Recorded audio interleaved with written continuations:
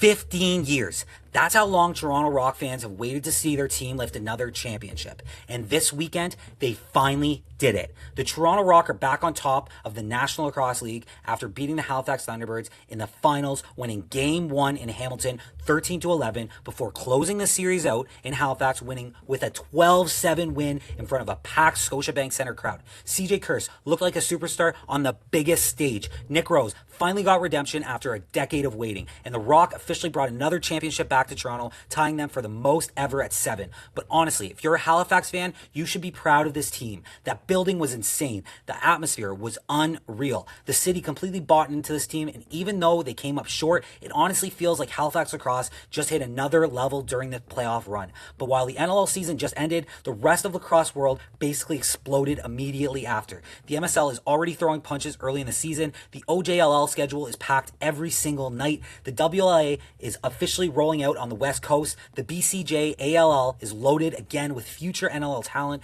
The RMLL is Alberta is buzzing. The OJBLL is underway, and the ECJLL keeps getting bigger and better on the East Coast every single year. And honestly, this weekend was fun for me in more of the ways than just watching it on the screen. I got to experience coaching my son's U13 team at their first tournament of the season, and I don't know if I like being behind the bench more or being behind this microphone. You learn real fast how different the game feels when you're responsible for keeping kids focused, managing emotions, trying to settle nerves, making line decisions, talking to parents, trying to keep confidence up after a bad shifts, and somehow surviving an entire weekend running almost entirely on adrenaline. And honestly, I loved every second of it, and it reminded me why lacrosse culture is different from every other sport. Because nobody really sleeps at tournaments. Everyone's talking lacrosse in the hotel parking lots. Kids are carrying sticks around literally everywhere. Parents are exhausted. Coaches are tired. And somehow, everybody still shows up the next day ready to do it all over again. That's lacrosse. And later in today's episode, we're joined by Patty Gregoire for an interview as well. So today, we celebrate a championship, break down everything happening across summer lacrosse in Canada officially, and turn the next page into the next season of the sport. This is episode 50. Let's get right into it.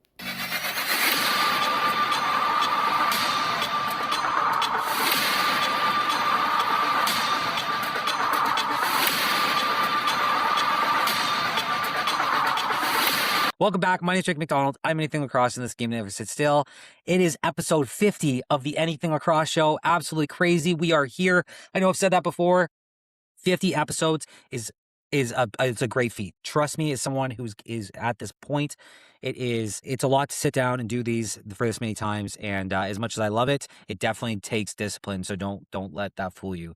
To sit down, record, edit. Editing's the really trick one. It's an art, but I love to do it. I love anybody who's listening to this. I appreciate you guys. I love this sport of lacrosse. I've fallen absolutely in love with it. It's definitely changed my life in the sense that just the people I've met and everything and the connections I made now. So with that being said, starting off, I want you guys to leave me a comment saying something you really enjoyed over these last 50 episodes. And also anything you like or anything you want to see in these episodes. I want to start by obviously saying thank you to the audience. Anybody listening to me, like I said, I really appreciate your time, and you guys are really, as much as I love, it's an outlet for me to get it out. I love when people comment or respond or converse or even just, get any kind of joy out of my content. So with that being said, let's get right into episode 15. Go follow the socials, go join the Discord. Everything's going to be coming up on the screen here, and we've got a packed episode for you. So today we're going to be going over. Well, first off, we got Patty Gregoire coming on. I've wanted to have him on for a while, and his schedule is super busy. I asked him. I told him it was going to be episode 50, so he carved out some time for me. Shout out Patty. He's a great guy. We talk. I could have talked to him. I could have sat there and talked to him all day. I'm not even kidding you. I find that with a lot of these guests. I find out a lot of lacrosse people. It's not like you meet too many lacrosse people in the wild. So when you get somebody that you can talk to, you chop it up. Obviously, Patty's a little bit maybe different because he's in so many circles, but it's nice to see. So we will also I'll be going over my two topics as always. I'm gonna be talking about a little bit of coaching stuff tonight, as well as Toronto's win. We'll do my two topics. Then we'll go into going over the NLL final. We'll cover both the games that came up. As you heard, Toronto's obviously won the NLL final. We're going to be going over the MSL. We'll be going over one WLA game. We'll be going over the BCJLL, the BCJALL.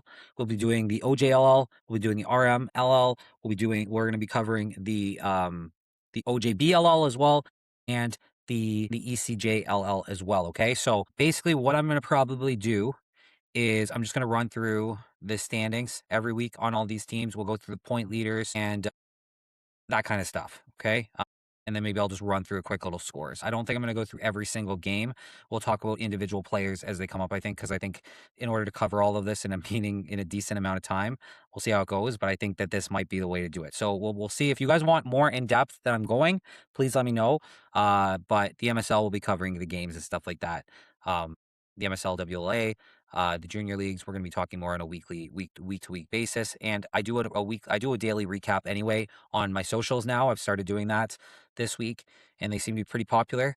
I haven't seen anybody doing that stuff, so give me a follow on my short form content, because you'll see if you want to keep up like on a daily basis of what happened the night before kind of deal. So with all that being said, let's get right into this. So I want to talk about, to start off, talk about coaching. Now, this was I was lucky enough. I was originally supposed to coach this team, like fully, like I was going to be like the head coach or whatever. Luckily, they gave me the captain of the Mavericks. They gave the team more to like him, so I'm more just his assistant now. We're kind of co-coaching more than anything, because I do, I give him like I always go up to him and I try to be like, okay, here, like this is what I'm seeing, and he's like some of the ideas I've given him. So I try not to overstep my bounds, because this kid is a solid lacrosse player, and like I can't do half of what he can do, and he plays the game at a pretty, he's playing junior B this year. He's playing junior A last year in the ECJLL. He's a pretty decent player. So I let him kind of take the reins, and he does a great job with the kids. We unfortunately we went to this tournament, Harvey, New Brunswick. Shout out Harvey, New Brunswick.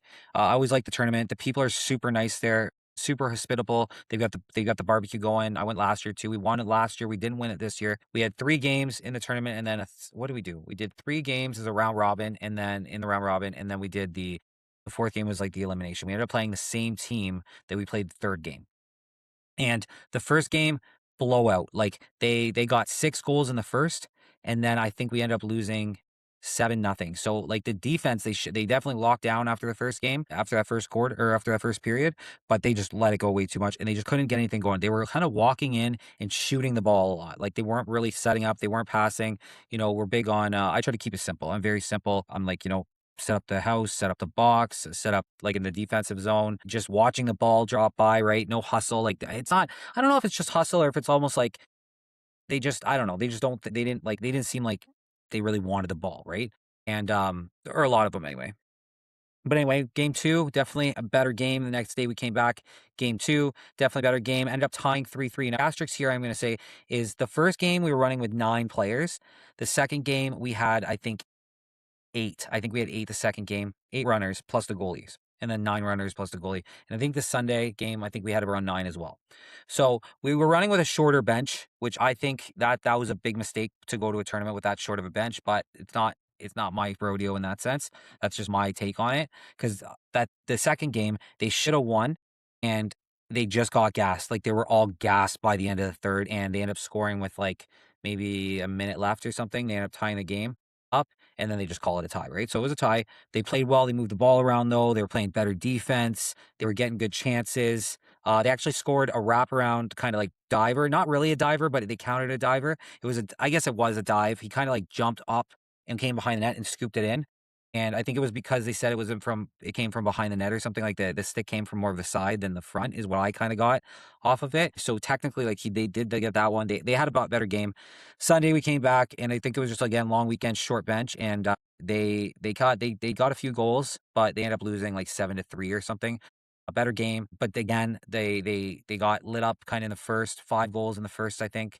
They went up 5-1 in the first, and then it was kind of chasing from there. So again, when you're short bench, you can't do that. You got to kind of go with energy, I think. So with all that being said, we didn't have a great tournament, and then we went and we played the same team, and they were really good. They were good. There were a couple players, but again, just kind of again, I think I take it as much as it's the players and stuff for certain things, I do take it as a coaching thing, because they weren't ready. Like they didn't understand. Not all of them understood the defensive aspect of the game, the box, the house, the doubling up on the ball carrier when you're on a man up, just letting them kill the clock. The Harvey team was really good at killing the clock, and the Harvey team, because they were home team, they had a full bench, right? They're starting to get it. So at the end of the day, it's all about learning and all that stuff. And definitely all these kids want goals, right? That's all everybody cares about. They gotta, I'm trying to teach them, like, it's not all about scoring in lacrosse, and it's all about possession, where I'm trying to explain to them it's a possession game, right? So leave me in the comments if you guys have any tips for me, but I think we're kind of figuring it out. We kind of got a good practice going. At first, it was kind of like the first couple practices, it was like the president was like setting up all the drills and we were just rotating through them. Now it's more like we're just splitting the arena into 3 and then you practice with your team. So you can have a lot more control of what you're actually teaching your team, which I think is a lot better. So I think our game on Sunday I think is going to be a lot better. So I'm excited for it. And at the end of the day, I think we have some really good players. We have one really good, and she's actually one of the best players on the team, is this girl.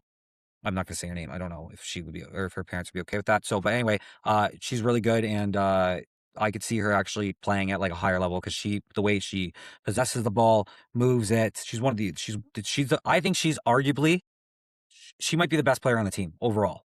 She's got a strong shot. She just lacks confidence, I think, is the only thing I would say about her. Honestly, lacks a little bit of confidence because I don't think she realizes how good she is. She made Team New Brunswick for the females, and I think she's got a high ceiling, honestly. And she's only, or she's a second year actually, so she'd be 13. So with all that, or 12 or whatever. So, okay. So with all that being said, that was my coaching experience for the season. Shout out to Harvey for hosting a great tournament. That arena is very special too. It's like an old, like they got the old wooden benches, and just the dressing rooms are really cool. Like it's just like an old, like it's just like an older arena. That's the best way I can explain it. I don't know how to explain it any other way like that. There's a lot of history. You can feel a lot of history in that arena. And they're a great little lacrosse community in a small place in New Brunswick. So shout out to them. Thank you for hosting the tournament, and I love it. And I can't wait to be there next year again. And hopefully, I hope they come to Kodiak Cup, because we got the Kodiak Cup coming up. So with all that being said, there's my little rant on coaching this weekend. And yeah, so let's get. I know what I want to talk about. My second topic, actually, and just did a short-term form video on this. Flow Sports.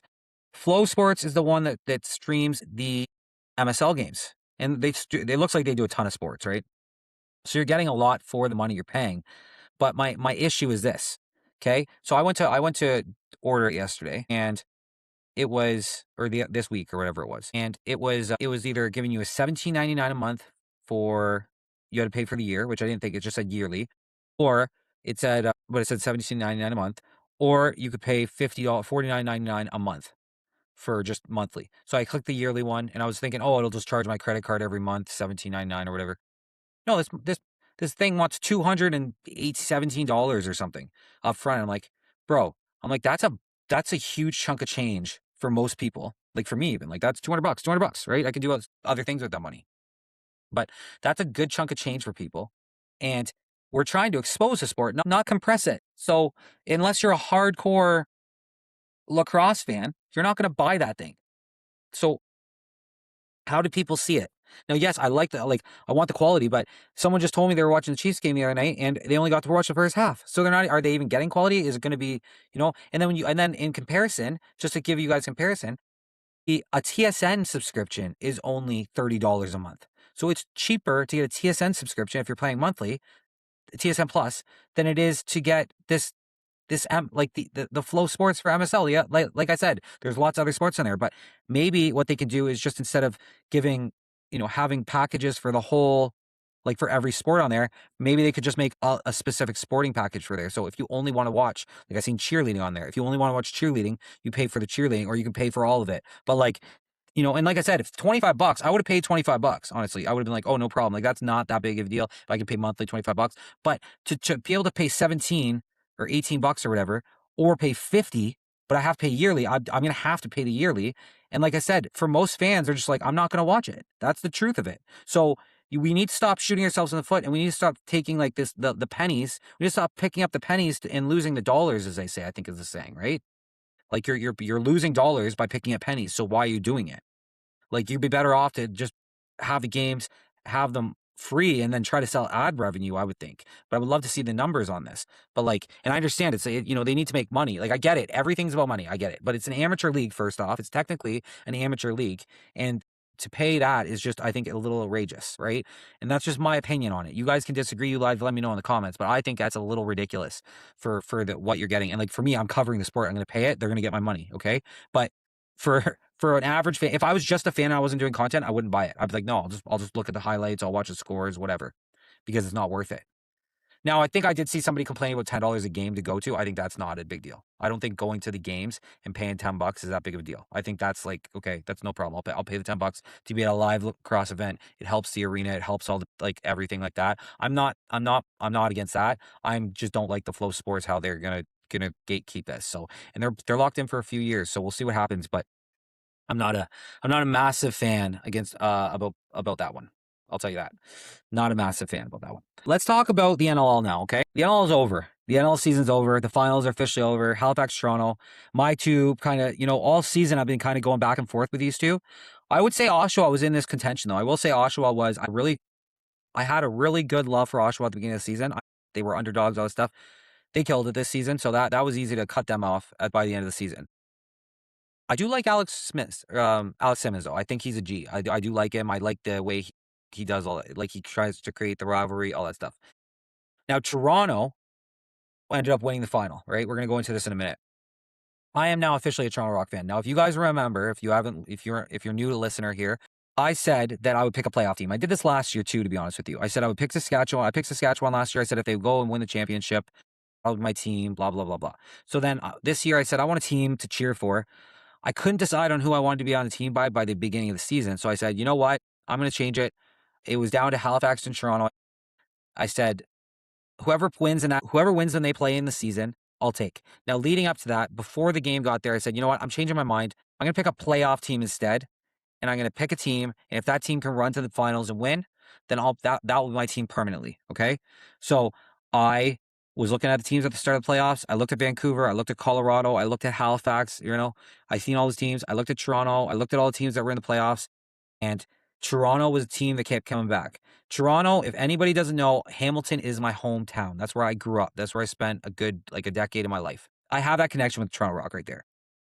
On top of that, they are actually the only team that still today, right now, follows me. And they're only on TikTok, though, but they're the only team that follows me. So I have to shout out their social media person because they do a good job. They interacted with me when I was a small-time creator. Smart of them. So I always had a soft spot for Toronto Rock, right? They commented on my video. I always have a soft spot for these guys.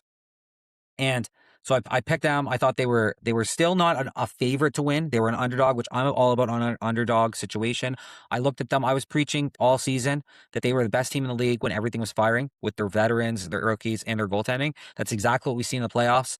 And so I rode with them. And I said, if they win, they get to the finals and they win, I'm going to become a fan. That's what happened, right? So the other thing I said too is I said once Halifax and Toronto got to the final, I said whoever wins this series is going to be my team. So as much as I love Halifax, and I do, I love the atmosphere down there. I love the fans. I love the city of Halifax. It's amazing there. I am a Toronto Rock fan now, and I will obviously cheer for the Halifax Thunderbirds too. I love how they bring the native culture and the East Coast culture together. I think it's just super cool, super unique. The games are kind of different than anywhere else you're going to experience, and that's that's what is nice about the NLL. I find each arena has its own little pizzazz to it, to be honest with you, and its own little feeling. Where I know in the NHL, I've been to a few arenas in the NHL, and I don't get that same feeling. Definitely differences to it, but I find in the NLL for some reason it just feels different. Like it's like the culture. Each team has its own little culture. I find almost. So, which I find is unique. Anyway, so now I am a Toronto Rock fan. Now, I said, whoever wins, whoever my team is, I'm going to get a tattoo. So, tattoo, I'm thinking going here on my left, like on my left upper arm. I have a Toronto Maple Leaf here, and that's why I always say I'm a diehard fan, and I'm a true fan, and I'm always repping. It doesn't matter if I'm wearing nothing on me. I always have my Toronto Maple Leaf on me, and that's how I'm going to do with the Toronto Rock. Now, because it is Toronto, I will say, I was debating about getting it tattooed somewhere on here and turning it into a sleeve. So now I'm not a big color guy. That's the only thing too. So if I do color, it's going to be on this arm. If I do it like black and white, or black and gray, like my Leaf one is, then I'll put it on this arm. Maybe I'm kind of debating. The other thing I said I would get it done in the city that they won. So I'm going to go, or not in the city that they won, from the city of the team that won. So when I'm in Ontario this summer, I'm going to find somebody to do it. I got to start reaching out to people, and I'm going to go get the Toronto Rock on my arm, either arm or whatever. So if anybody knows any good tattoo artists in Hamilton, Ontario, let me know. Reach out.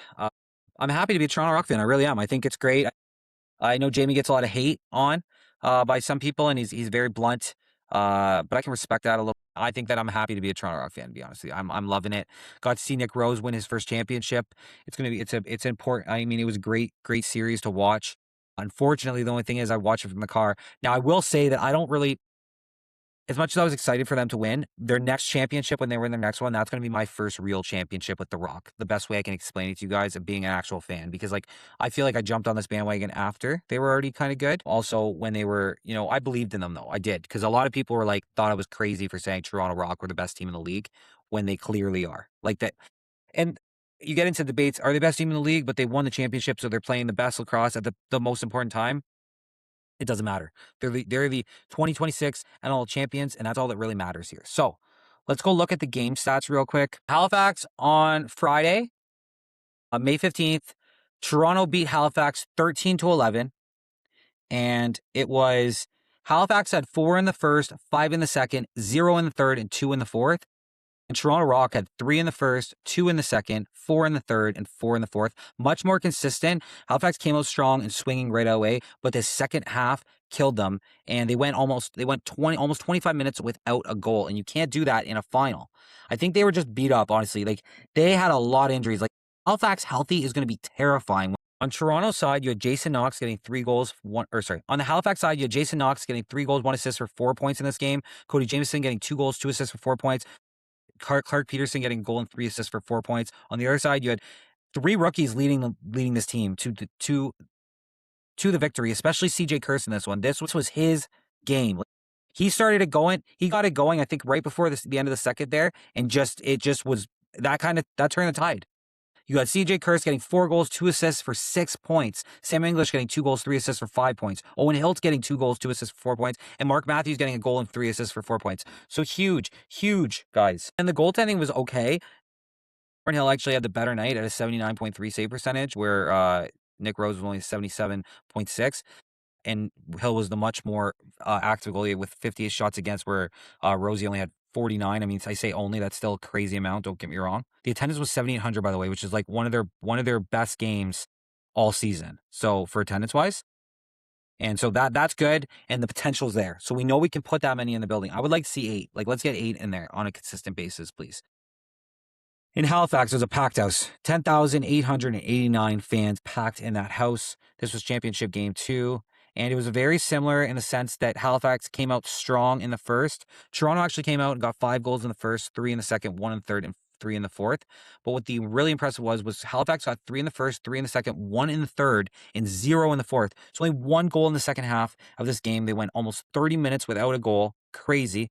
And you had Nick Rose just absolutely standing on his head with a 7-goal against, an 82.9 save percentage, 41 shots, 34 saves. Huge. Absolutely massive. Where Mr. Hill didn't have that great of a night. 51 shots, 40 saves for a 78.4. Still not bad, though, honestly, overall. It's just, especially the amount of shots he got and the quality of shot chances he had to. He had some big saves as well in there. This could have been a lot worse without Warren Hill. But when you get 1 goal in the second half, you're never going to win that game. And Chris Boucher got 3 goals, 1 assist for 4 points. Owen Hiltz got 3 goals, 1 assist for 4 points. Mark Matthews got 1 goal, 3 assists for 4 points. Rogers got 3 assists. CJ Kurse got a big goal and an assist. Sam English, another goal and an assist, like huge. And then you had Clarky Peterson on the other side getting 4 points, 3 goals, 1 assist. Mike Robinson getting 2 goals, 1 goal, 2 assists for 3 points. So, Cody Jamieson, 1 goal, 2 assists for 3 points. Rennie Stotts got a goal and an assist, but you could tell he was banged up. Brandon Bonberry potted 1 as well. But, unfortunately after that, it was pretty much gone. Withers got only 60% in the draw, just under 60% in the draw. So, like, honestly, overall, fantastic job by Toronto to do this to Halifax. But hats off to Halifax, hats off to their fans, hats off to their people or the city, hats off to everybody that bought into this team. Like, the atmosphere is amazing down there. You guys are selling it out on a consistent basis. You're one of the most successful franchises. I think Halifax is going to be one of the best places, if not the best place to see a game, right? I've been down there. I think it's amazing. You have to get out. I'm buying season tickets to Halifax next year. Even though I'm a Rock fan, like I said, I might pick up Rock tickets too and just kind of give them away to fans or something and just get both. But I'm definitely getting Halifax Thunderbirds tickets for sure next season. And I'll be going to games, and I'll be probably giving the tickets away from here and there if I can't make it to games as well. But I can tell you right now that this team is not going anywhere. As much as I was talking rebuild back a couple months ago before they went on this run. I've been told that, as I always joke, like the guy said, yeah, Cody Jamieson and Randy Stotts are gonna play for 8 more years. It's obviously that's not gonna happen. But with that being said, I do think they have at least, 4 years left in them. Randy, as long as he can stay healthy, as long as their bodies are good, with the way Clarky Peterson here, and we're gonna go over the face or the point leaders real quick in the playoffs. But the way Clark Peterson is, the way Randy Stotts is when he's fully healthy, the way Cody Jamieson is as a leader, the way they have that defense set up, that Casey Wilson's a lot better than, well, not a lot better than I thought he was. Don't get me wrong. I just didn't know enough about him. I'm still learning about the prospects and stuff like that. So when I was told that he was this good, and I was like, okay, we'll see. And then he's out. He's gone above my expectations, at least, with Casey, the way he's played since he stepped in, and he'll be there full time next year. You've got Matt Mariner coming in. You have a high draft pick. I think they have 2 high draft picks this year, 1 or 2 anyway. And like they have some players, man. And this, like the guys that are going to be coming up are like, they're just unbelievable. These drafts are getting better and better and better every year, and these players are getting better and better and better. So I love it. I can't wait to watch. I can't wait to see what happens. But let's get into playoff leaders. So Clarky Peterson had 10 goals and 30 assists for 40 points in 6 games at a 6.7 points per game in the playoffs. When it counts, when it's clutch, absolutely huge. 15% on the shooting, so a little bit lower than a lot of these other top guys, don't get me wrong. But, oh my God, and 39 loose balls on top of that. He is an all-around player. The next guy, just to give some perspective, was Jason Knox, his teammate, and he got 18 goals, 10 assists, 4 points for 28 points for 4.7 points per game. Okay?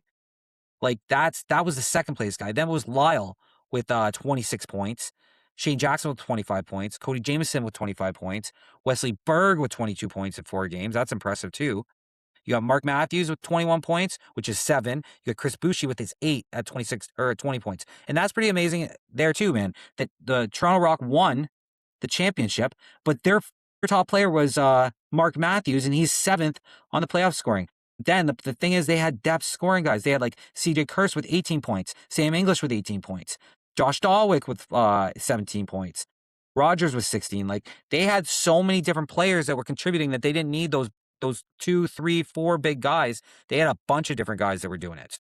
I commend Toronto for the way they played, the way they built, the way they won the championship, all that stuff. And we had Sam English as the playoff MVP. I don't know if that's a finals MVP, I think, but amazing. I mean, you can't argue against that. Like, I know Nick Rose, it would have been nice to give it to Nick Rose because I think like Sam English has a good chance of winning more because he's so young, but he's the first rookie, I think, to ever do it, or maybe one more person did it or something. But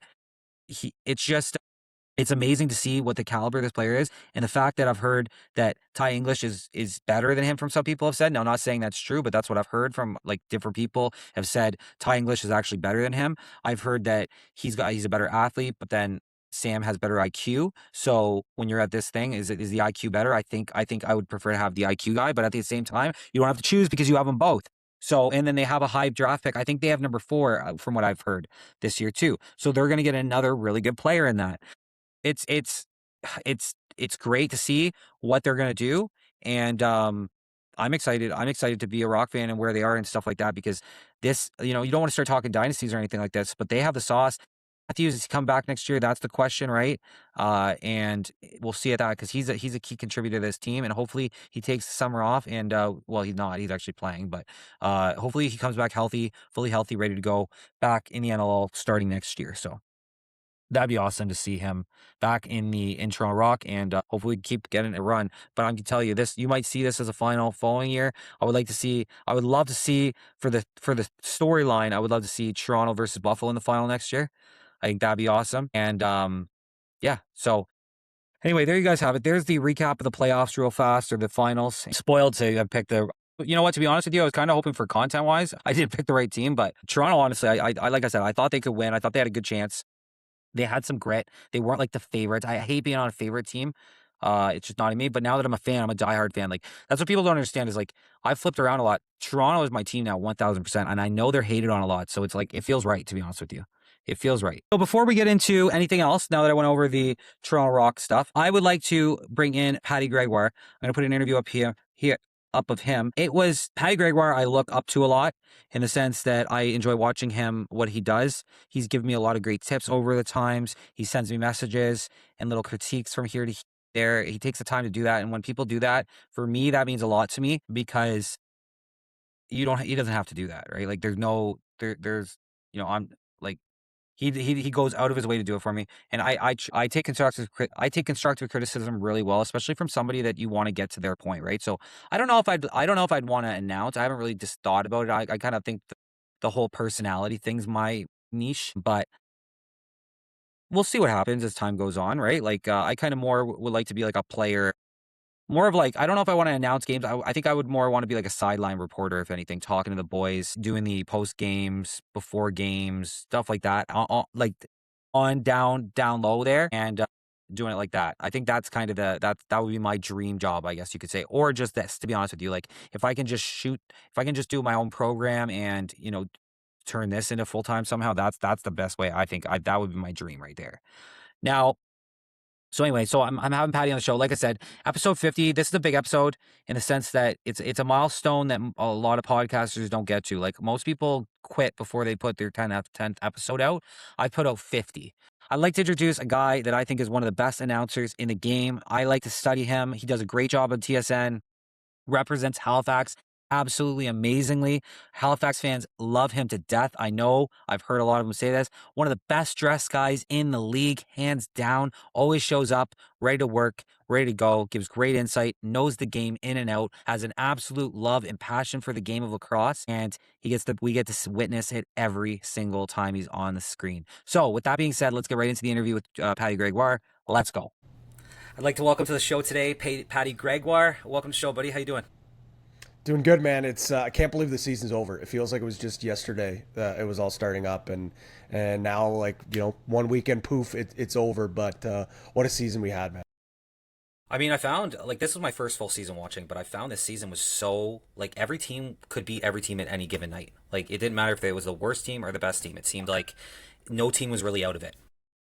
Yeah, I feel, I don't know if it was on Daily Dive or on the pod with Teddy, but I said it, like, we said in years past, like, oh, there's so much parity, and any given Sunday, a team can knock off another team. And, for the regular season, I think that was true for the most part. But, time and time again, we ultimately had the Buffalo Bandits going back to back to back as champions. They had, finals appearances the 2 seasons before there. So it really was like the haves and the have-nots. Whereas this year, I really did feel like any 8 teams that got into the playoffs legitimately had a chance to win. And we were 1 win away, I guess 2 wins away from having an 8 versus a 7. Instead, we have an 8 versus 6. And, I think if you were able to, like, reseed things, like, I think both teams are within the top 4 at least. And, I really do believe you're right. There's a lot of parity, which I think is great for new fans.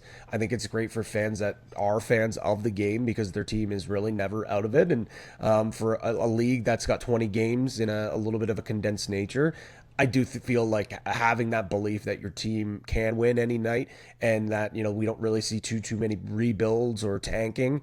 I think that's super important for the league. Yeah, absolutely, man. So we'll get to that in a minute, but can you just give me a quick rundown of how you got into lacrosse? Yeah, it's I had a feeling you were going to ask this, so I kind of was thinking back to the days, and it's kind of full circle here with the Toronto Rock winning the championship. That's where I first covered lacrosse and really started to fall in love with the game. I think back to the Caleb Toth overtime winner in Maple Leaf Gardens, the last ever professional game played inside that building. I wasn't at the game, but seeing highlights on it's funny enough. I had tickets offered for that game. My dad and I were going to go, but I was playing baseball at the time. So I had a baseball tournament. I couldn't go. So my mom and my sister actually went, which is hilarious. They always like hold that over my head, one of the most iconic games. And like them and my aunts were at the game. My aunts were long season ticket holders for the Toronto Maple Leafs. So they were able to get tickets through through that. Like they kind of got tickets, and that's when the Leafs and the Rock were under the same umbrella.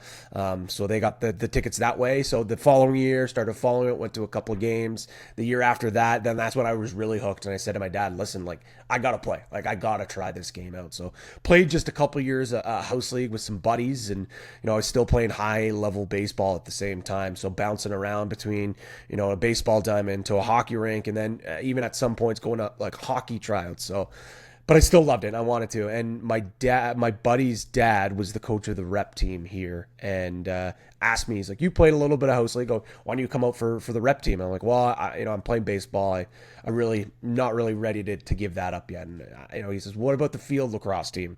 We need a long pole to round out our defense. And I said, what's field lacrosse? Like I legitimately had no idea what field lacrosse was. So I went out to the practice, and he's like, here's a long pole. I'm like, why is my stick longer than everyone else? He's like, well, you're a D guy, so you get to like bash guys with this. And I was like, okay, I'm hooked, right? So played on the field team, loved it so much. And then I asked my dad, I was like, can I play on the rep team too? He's like, well, what about baseball? I was like, I'm going to play both.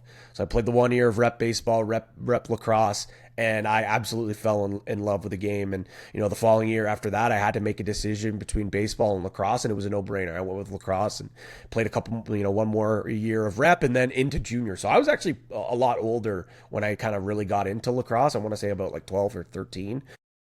But I fell in love with the game, and played some 5 years of junior B, and then went down to school in the States. Went for 4 years at a D3 school, and then that's kind of where lacrosse turned into work. Doing some broadcasting and some journalism down there. Went to post grad up here in Toronto at the College of Sports Media, and as I was doing my schooling, that's when I also started getting some broadcasting opportunities within the game of lacrosse. Some juniors, some major series lacrosse.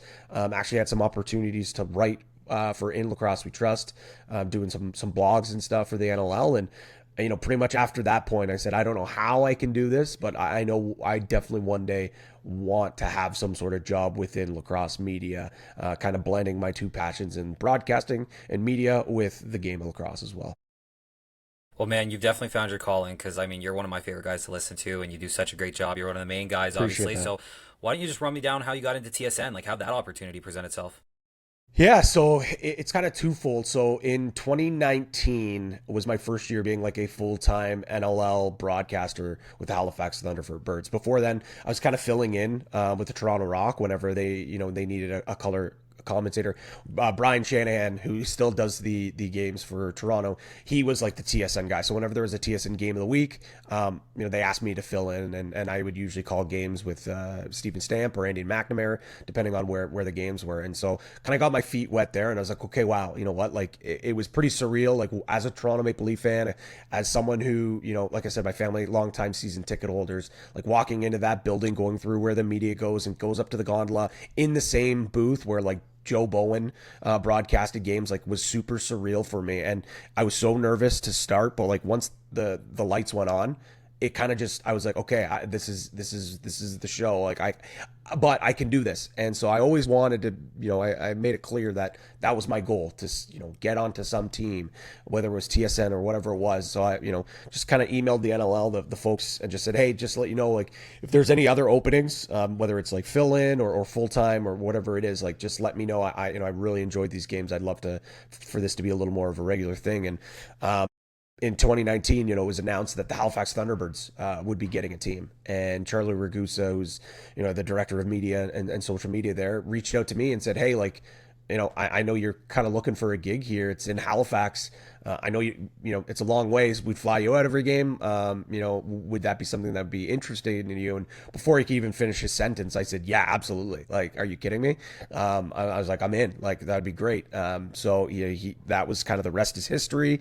A few weeks later, I found out that it's Pete Dalladay who's going to be calling games with me. And I've never worked with Pete, but we always cross paths whenever I was doing some broadcasting in major series lacrosse. He's there doing the games for the Peterborough Lakers, does some stuff with the Peterborough Pete. So obviously aware of, how much of an icon that guy was, and to get to call games with him, felt like we had chemistry like instantly. So Unfortunately, that 2020 season, it was a dream season. Halifax, I still to this day, and I think it was Henhawk on your program said like he believes that they would have won a championship. I still think, and Pete and I still talk about it all the time, like that could have been what was. But I guess, with what I did for those broadcasts, I guess TSN like what they saw because that following year after the COVID shutdown year, I guess the first year back from COVID, TSN and the NLL signed a deal for the game of the week. So it was about 20 games, but they wanted an East Coast team and a West Coast team. And Brad and Teddy, I think, were absolute no-brainers. They've been doing a lot of work together before. They get Chantal Jan there, who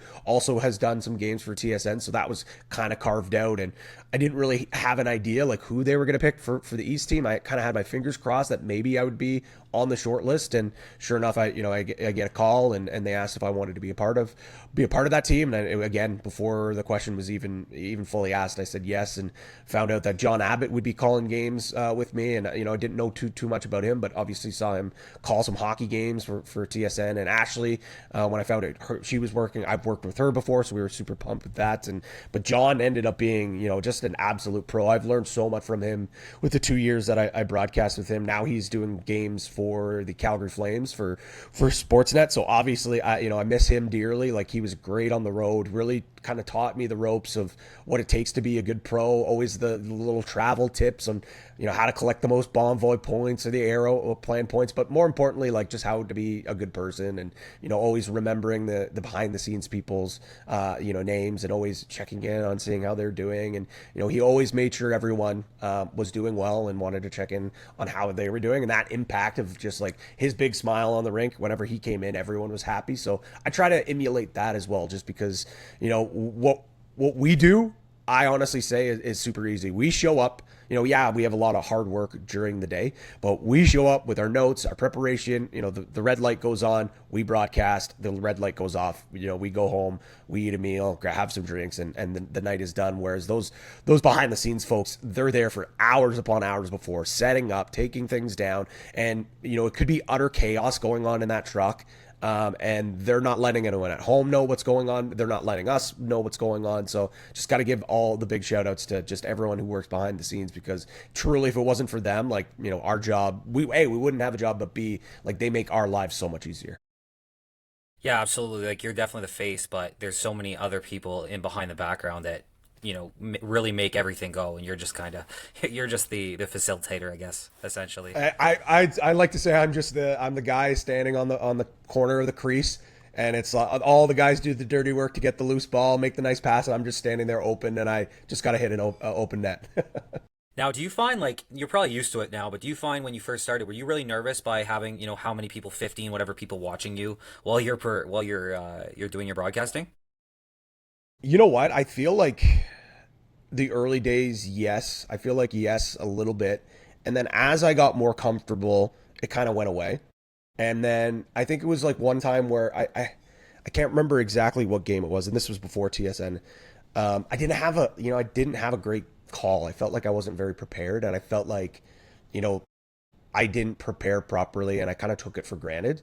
So ever since then, I always made sure that, like, I came to every broadcast prepared. Like, when I call games in the OJLL, like on a Wednesday in Whippy, I take that the same way as if I'm calling a game in Banditland with 19,000 people on TSN with over 100,000 people watching me. I just feel like that if that's what you're going to do, you should put that same preparation. So I'm doing my notes before, I'm watching film, I'm talking to players, I'm talking to coaches, trying to get that insight. So I feel like if you're not nervous, then it doesn't really mean much to you, or it's, you don't feel like you're not afraid to mess up, but like it's just, it means more when you're nervous. Maybe it's not nervous or you're shaking like, oh my God, but you still get those butterflies. Like, I felt those butterflies game two going into that game in Halifax, and that was some of the bigger butterflies I've had in a long time. It felt like I was getting ready to strap on and go out and play. And so I have always said to anyone who's aspiring broadcaster, like, you being nervous is not a bad thing. It just means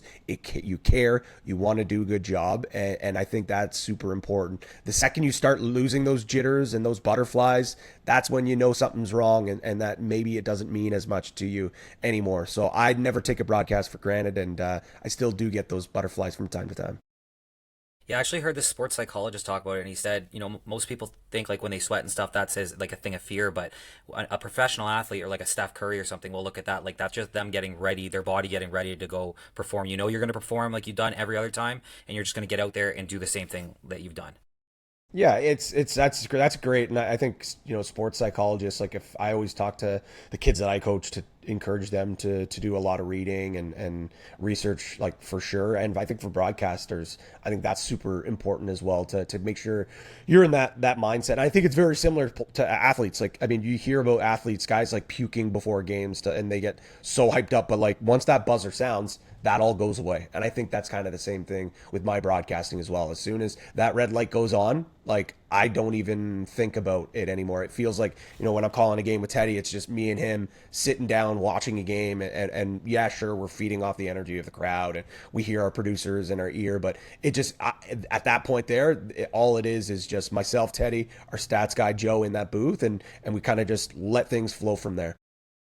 Now, just kind of walk us through what you do on a game day. Like, what's your preparation like to get ready for the game? Is it something that you wait till the day of, or is that something you're working towards all week? No, so to be quite honest, like for a normal game week, let's call it, I'd say usually, and Teddy and Ashley can vouch for me. Usually, let's say if it's a Friday game, I'm already texting them on Sunday saying like, hey guys, like what are we thinking for storylines? And they always give me crap because I can't even give them a couple of days to rest. But I'm asking them like, what kind of storylines are we thinking? Who do we want to talk to during the week and stuff? So usually, that starts on Monday or Sunday.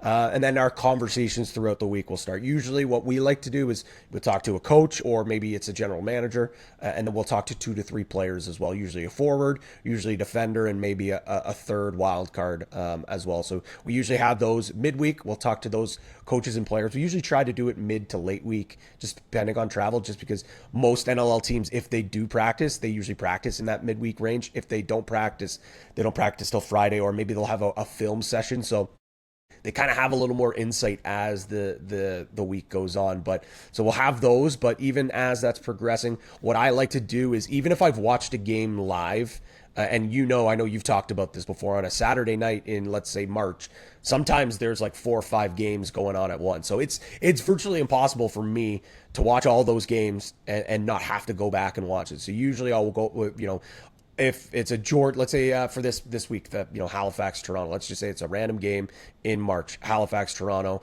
and both those teams, let's say Toronto played San Diego and Halifax played Buffalo. I make sure to go back and watch each of their previous games, watch that through, kind of go through those with a fine-tuned comb. I'll stop if I see something, we'll rewind it. Okay, this is what they're trying to do on the power play, and then go forward there. Then if these two teams have already played each other in the season, then sometimes I'll go back that. And if I haven't watched that already, I'll watch it all the way through. If I already watched it, I'll go back and kind of maybe pick out some certain things and ask the coaches and the players, see what they saw. And sometimes if they say something maybe that I didn't notice or something that I think is interesting, then I'll go back to that specific play or certain plays and watch again. So a lot of it is having those conversations. A lot of it is watching film, but then it's also like building your notes, like, having all your stats in front of you, your historical things, other things you want to talk about. And then usually on, let's say it's a Friday game, Thursday or Thursday morning, we'll go to morning shoot around. So watch the two teams practice, see if there's any injury changes to lineups, see if they're trying anything different. And then we'll talk to the coaches maybe last minute, just ask if there's any sort of lineup changes there. And then on a game day, you go for a quick nap, grab a bite to eat, and then you're on your way up to the booth, ready to call the game. I find the NLL is not as bad with like they seem to let you know who's going to be injured kind of before, where the NHL I find is more like their game time decisions. Sometimes you don't know who's playing until right up till the puck drop. Yeah, I think it's getting better. I think the transparency could be a little bit better. Like within the last couple of years, we've had injury reports, so at least you do know that there. And I think it's going to get to a point until we have like beat reporters for independent media going to these morning shoot arounds and reporting on that. We will still get some of those game time decisions, but you are right. The NHL does it. The NFL does it. So when I see people complaining about that kind of stuff, I'm like, well, we see it in other sports too. And I do think we're starting to get a little bit better with it. But, as gambling gets more prevalent in the game, as fantasy sports, I think the injury report and that kind of transparency with starting goalies and stuff like that are going to have to be even more transparent. Yeah, absolutely. I mean, you have to know. And I found this season, there was maybe a couple times, but I found this season there wasn't too many guys like missing time for like work and stuff. I know maybe at the beginning of the season there might have been, but do you find that that's been getting better too as time goes on, or do you think that it's kind of always been like this?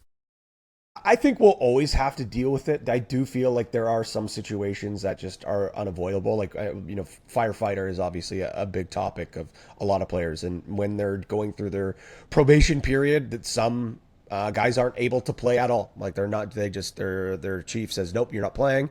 There's a risk of injury. Some are very understanding, but it's like, okay, if you can't get that shift change, you have to go. So we have seen some instances of that.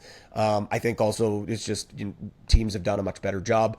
When you do know that schedule, I think, or sorry, I shouldn't say teams, players do a much better job of obviously figuring things out. I also think the fact of the matter is now that the CBA has been resolved, there is more money allotted to time missed. So I think players also are a little more, open to saying, okay, I'm going to take time off, unpaid leave or whatever for a couple of days. Whereas normally they would have to use a holiday and all this stuff, or have to trade things around depending on what line of work it is. It is getting better. It's unfortunate. I think we're going to have to deal with it until we get to full-time players, until we get to that point. But I do agree with you. It's getting more and more better. I would be great if we never had to deal with it. I think we will still have the examples of like the Eli McLaughlins who just flat out don't play for a full year. We almost saw it with Chris Origlieri. So we're getting better. It's still going to pop up until these players can be full-time athletes and they can say no to full-time employment elsewhere. I think we're going to have to deal with it for a little while. Now, obviously, you're one person, but how close do you think we are to these athletes being full-time lacrosse players, whether that's in the NLL or both combination of NLL and summer ball, PLL, whatever? And also, like just how far along do you think we are away from that? And what is the number? Sorry, and what do you think is the number that it has to be to get you there? I know it's going to be different for other guys, but It's tough to put a number because everyone's situation is different. Like, for example, if you're a firefighter with your overtime and everything, you can making a really great wager while also making some pretty good money on top of that as well. So who's to say they want to take a pay cut of $125,000-$150,000 Canadian? There's guys that work on Front Street in Toronto that are making even more money than that, and they're still playing and playing. So it's really difficult. Right? It's just new. Well, Disnew's a doctor, right? Like that's Exactly. like crazy, right? Like nuts. So there's so many different instances, and everyone's number is completely different. I think it will be after the CBA, so for at least another 4 years. I think Jake Hennock said 10. I'm going to say somewhere in the middle there. I think they'll try this next CBA where maybe not every single player is full time, but you're looking at like 60 to 75% of your roster is. And I think teams like Toronto, Buffalo, the local markets, maybe even Ottawa might be able to do it. Guys that you can have living in market. I think that's going to make it a little bit easier as well, because then these guys can have other jobs within the organization. So obviously CBA right now has a certain amount of money allocated for off-floor services for salary, but I think if they're able to get it to that next level, that next point. So maybe Jake's a little bit closer on that 10 mark, but I'm being a little more optimistic because I think there's going to be enough players that can play in both leagues. Like, I'm not saying NLL is going to be able to provide you full-time employment, but I think there's going to be more guys like, the Josh Burns, the Dane Smiths, the Jeff Teets who can play in two leagues and not have to worry about employment. Although, Jeff Teet coaches at the Hill Academy, which is one of the best programs in North America. So, he's probably doing quite fine for himself, but, he could survive probably without that third job. I just think he loves coaching and just loves lacrosse. But I think we're closer to that point where there's going to be enough guys in the league that can play in multiple leagues and not have to worry about another job on top of that. But I want to get to the point where these NLL players are able to play throughout the week, have full-time jobs just within the team. So we're having games on Tuesday nights, Wednesday nights. It's multiple. The schedule expands a little bit more as well. Yeah, and do you think guys living in market is a future as well? Because you see so many guys having to fly in and out, and I think because of the cost, like it might make like I don't know at what point it becomes more cost effective to just have guys live in market, and obviously that goes into whether they want to move there. And is this something that maybe we have to grandfather in, so certain players at a certain year won't have to do this, but anybody coming to the league as of X year will have to do that? I think that's the way to do it, is grandfathering players in, because how are you going to tell, Cody Jamieson, who has a family, that he's got to move to Halifax, right? How do you tell some of these older guys that have, been playing for a long time and they're at the end of their career and they have to fly out? I know there's teams like San Diego who maybe you're not living full time there, but you're living parts of time. You're getting flown out there. Your family's maybe getting flown out there as well too. So I just don't know that all franchises don't really have the luxury of doing that. And you're right. Like, you look at travel costs for a team like Toronto or Buffalo are exponentially cheaper than travel costs for a team like Halifax. Like, it's a home game for those guys in Halifax, but they only have 3 guys living in market. Everyone else is flying in from Toronto. When I do those games for NLL Plus with Pete and Mackie, like, Mackie's there, but Pete and I are flying in, and usually 3/4 of the team are on the flight with us too. And we're, hopping on the bus with them and driving over to the hotel. So it is very, very expensive. But I do think it's really difficult at this point with the wages that those players do make to sacrifice, move families. I think we're going to get to a point where, look at Vegas, for example. I know those are young guys, but like Mitch Jones moved into market, Chase Fraser moved into market, Chris Kluche moved into market. So maybe we start to see some of those younger players that maybe don't have families yet. They're the ones who are going to start to do it, and then we'll slowly see that trickle through slower. And I do like the idea of grandfathering it. I think that is a way that you could get that done. See, I wish they would do Halifax preseason games in Halifax, because look at the crowd that comes out. You can't tell me that you're not going to get the attendance in there to support the team, and it's going to grow the fandom and all that stuff. Because to me, I went to a Halifax game and I went to a Toronto Rock game this season, and I found Halifax, like, nothing against Toronto Rock. It was a great time, great atmosphere, all that stuff. But Halifax is just different. I don't know if that's the two cultures colliding, like the East Coast culture and the native culture, or if it's just the city, how they've adapted or they've just brought the team in because they're craving professional sports there. Like, what are your thoughts on that? Listen, it's unbelievable to see what Halifax has turned out, and even from day one, though, it was amazing. Like, they did do a preseason. They've done, I want to say it was the first 2 years, they did the purple and orange exhibition game, and it was fantastic. That first game, it was a non-ticketed event. You just showed up with, I think it was like a non-perishable food item, and you got in for free, and it was completely packed to the brim, and it was awesome. And ever since then, it's been great. But let's be honest, it hasn't been sellout after sellout after sellout. Like, there'd be nights where you're looking closer to, 7K. And then as the season progressed, it got closer, up and up and up. And last year, I think they had a couple sellouts, whereas this year, you were more surprised when they didn't hit like 10K than them not, right? And I think that only happened a couple of times. You're right, though. It is such a great atmosphere. It's a party. You have families there, though, too. You have true lacrosse people there. You have people there who have no idea what lacrosse is at all. They're just looking to have a fun time, but they show up and they end up, falling in love with the game and falling in love with the team. And you talk about the East Coast culture, like, yeah, that's absolutely a part of it as well, with the music, the drinking. We all know, as better than anyone, East Coasters love to have a good time. It's like a kitchen party in there, right? But they do a really good job, obviously, as well with the Indigenous culture as well. Obviously with Kurt Stiers and a lot of guys on that team with their connection, and even just involving the Mi'kmaq culture on the East Coast as well. I think it's a really, really, really cool way to honor the game, and just everything together just makes it one of the most unique atmospheres. And I'm not even going to say lacrosse, I'm going to say sports. Like, that's how cool it is. And I was talking to some of the people in the front office after that game. Obviously, they were devastated, but I said, listen, like, I've been to NLL finals in Buffalo. I've been to NLL finals in Colorado, NHL, NBA buildings, like massive, massive buildings. And they have had great crowds, loud crowds. Like Buffalo, like the Bandit Land should be a bucket list trip for any lacrosse fan. But what they did in Halifax with that sold out building with, Jonathan Torrens pregame, like all the different local celebrities, classified half, it felt like a big time game, and they knocked it out of the park. And sure, they didn't have as many fans as some of those other finals, but it felt like a finals. It was spectacular. It was a big moment for them. It was a big moment for the league. And I think Halifax really rose to the occasion. I got to give the front office a lot of love for that, and just even the city and the province for showing up big. And I know they fell short, but man, like I think they're building something special there, and it's only going to get bigger and better.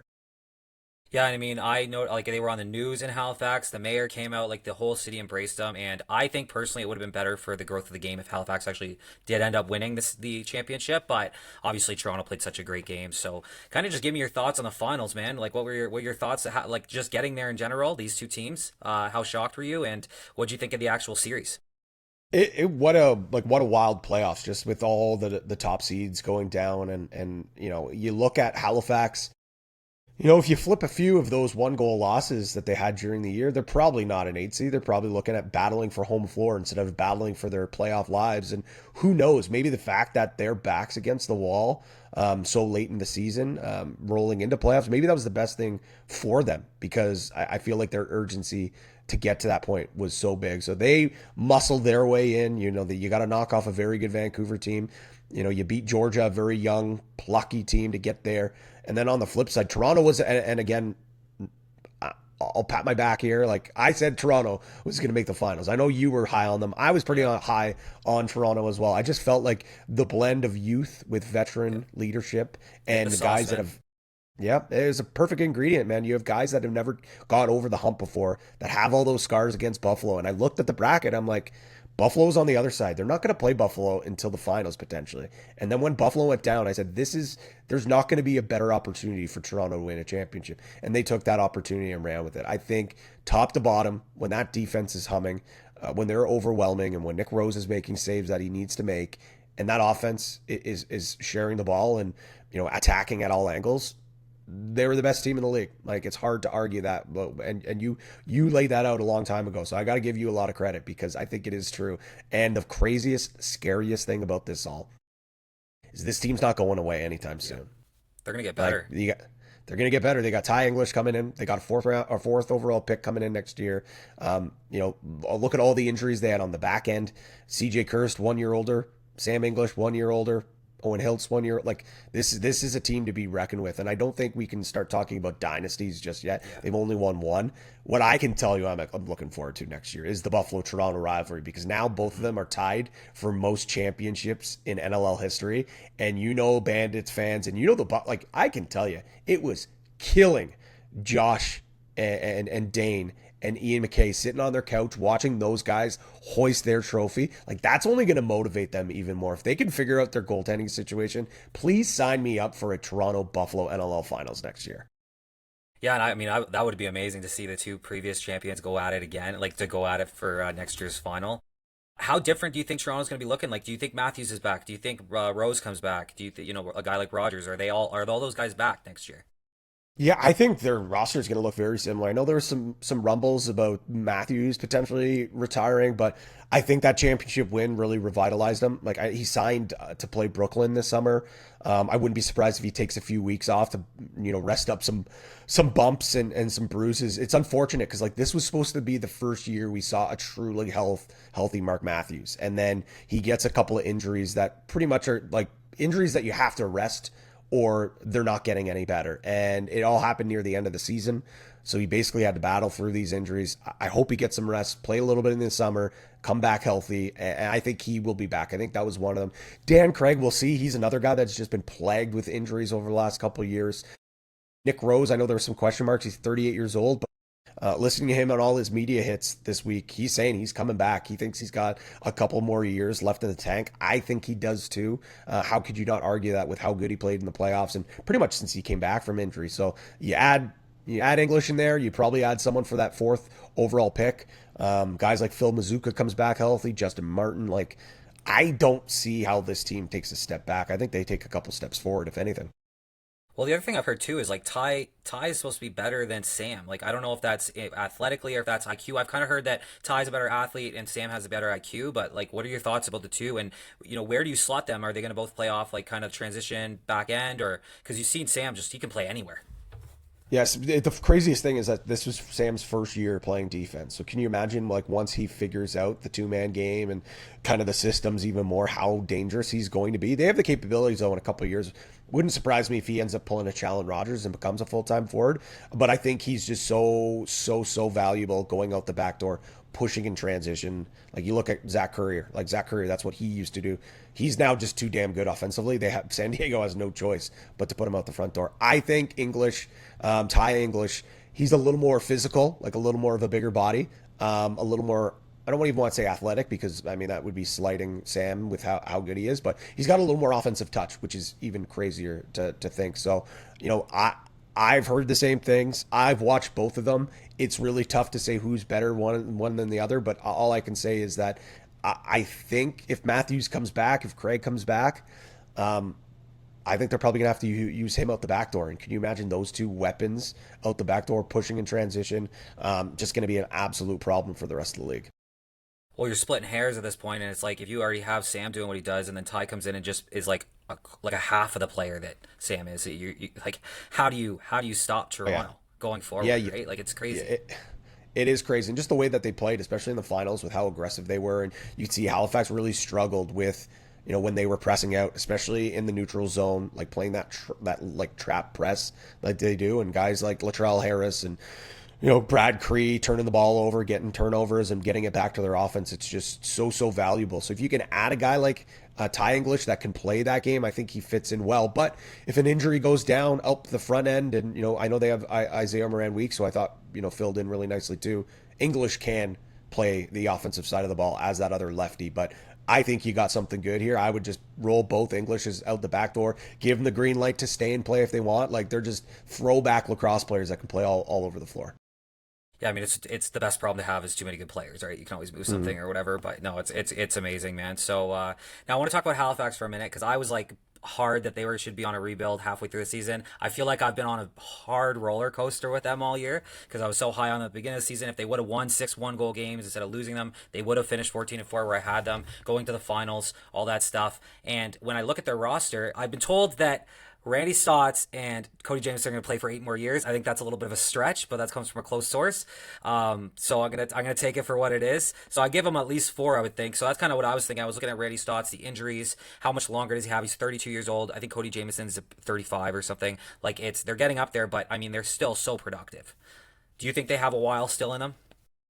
Well, listen, I love Cody Jameson. I think he's automatic future Hall of Famer, one of the most clutch players of all time. And I think this was maybe one of his most impressive playoff runs we've ever seen. I think he has so much gas left in the tank. 8 years seems like a stretch. The guy's 38 years old. Maybe 2 to 3 is something more realistic. I think Randy's probably got another 4 or 5, but I think it just, what they're saying is like these guys could play for a very long time, and they will play until their bodies say no. And I think Randy's been close to a couple of times where the body said, okay, that's enough. But, he obviously wasn't fully healthy playing through. So I think it's hard to say, like, I would love for him to sit the year out and not play for Six Nations to just get fully healthy, but how important that would be to win 4. Like, that's not going to happen. Maybe it's a little bit of load management, though. But, Cody's going to be the same thing. Like, I would not be surprised if we see those two guys playing in a couple weeks for Six Nations. Like, Graham Hossack, not even from the community, but he played on Sunday night after getting knocked out, Monday night after getting knocked out on Sunday. Like,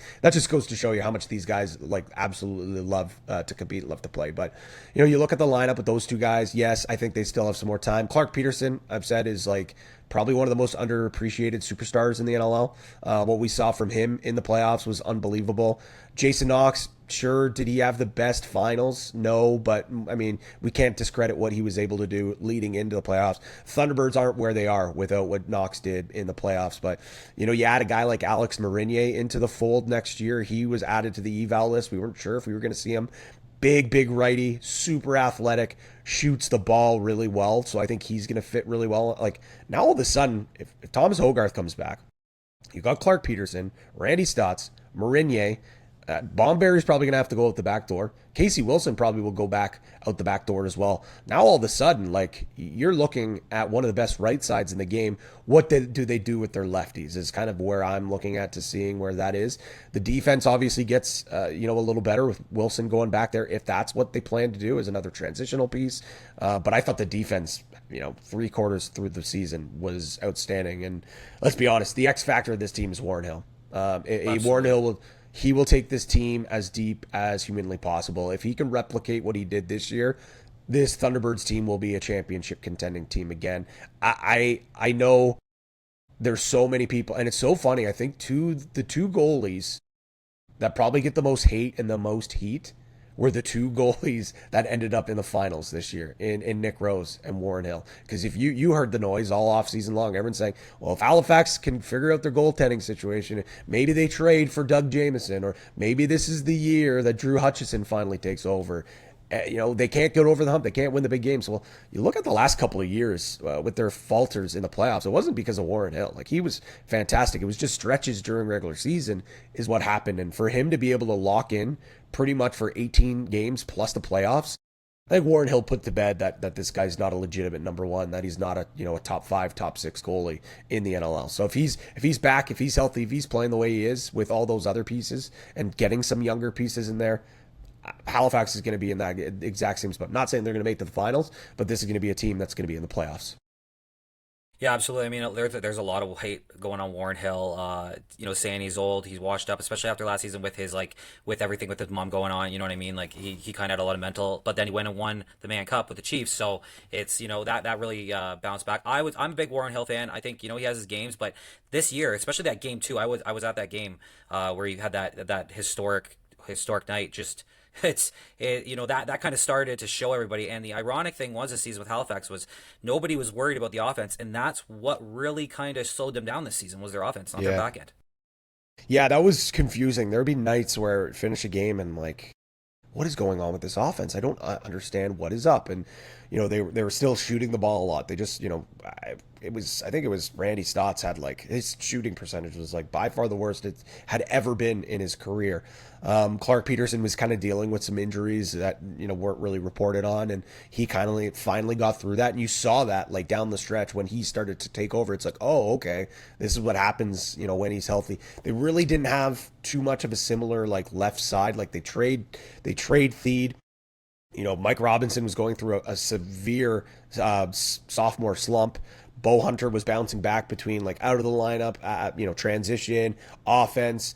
Knox was still trying to figure things out as well. So I just feel like there was not a lot of continuity with the lineup. And then finally, once they did find that, that's when it started to come together. And I can't stress it enough. I do feel like this team, when their backs are against the wall, that's when they play their best. Because you even watch in some of those games when they were during the losing streaks, come to the fourth quarter, it's like, oh shoot, we got to score 4, 5, 6 goals. And they would go out there and they would do it. So if they could just play with that urgency from the get-go, and I know that's a lot easier said than done, that's when this team plays their best. And, even signing a guy like Stephen Keogh, coming out of retirement, they tried everything. They threw the kitchen sink at this. So I think with getting some pieces back, adding Marinier in, having Hogarth there, I think losing him, it took them forever how to play without him, because he's such a heart and soul type of guy, battles for loose balls, crashes and bangs. Whenever you need a big goal, he would score that big, crazy goal. Bomberry was still trying to figure things out. He signed to be a defender transition player. And then when Hogarth goes down, he kind of was forced in a role that he wasn't really expecting he was going to have to play this year. So you kind of put all those things in a blender together. And once they got that cohesion together, it started to shore up. So if they could stay healthy next year, they can roll in with a consistent lineup.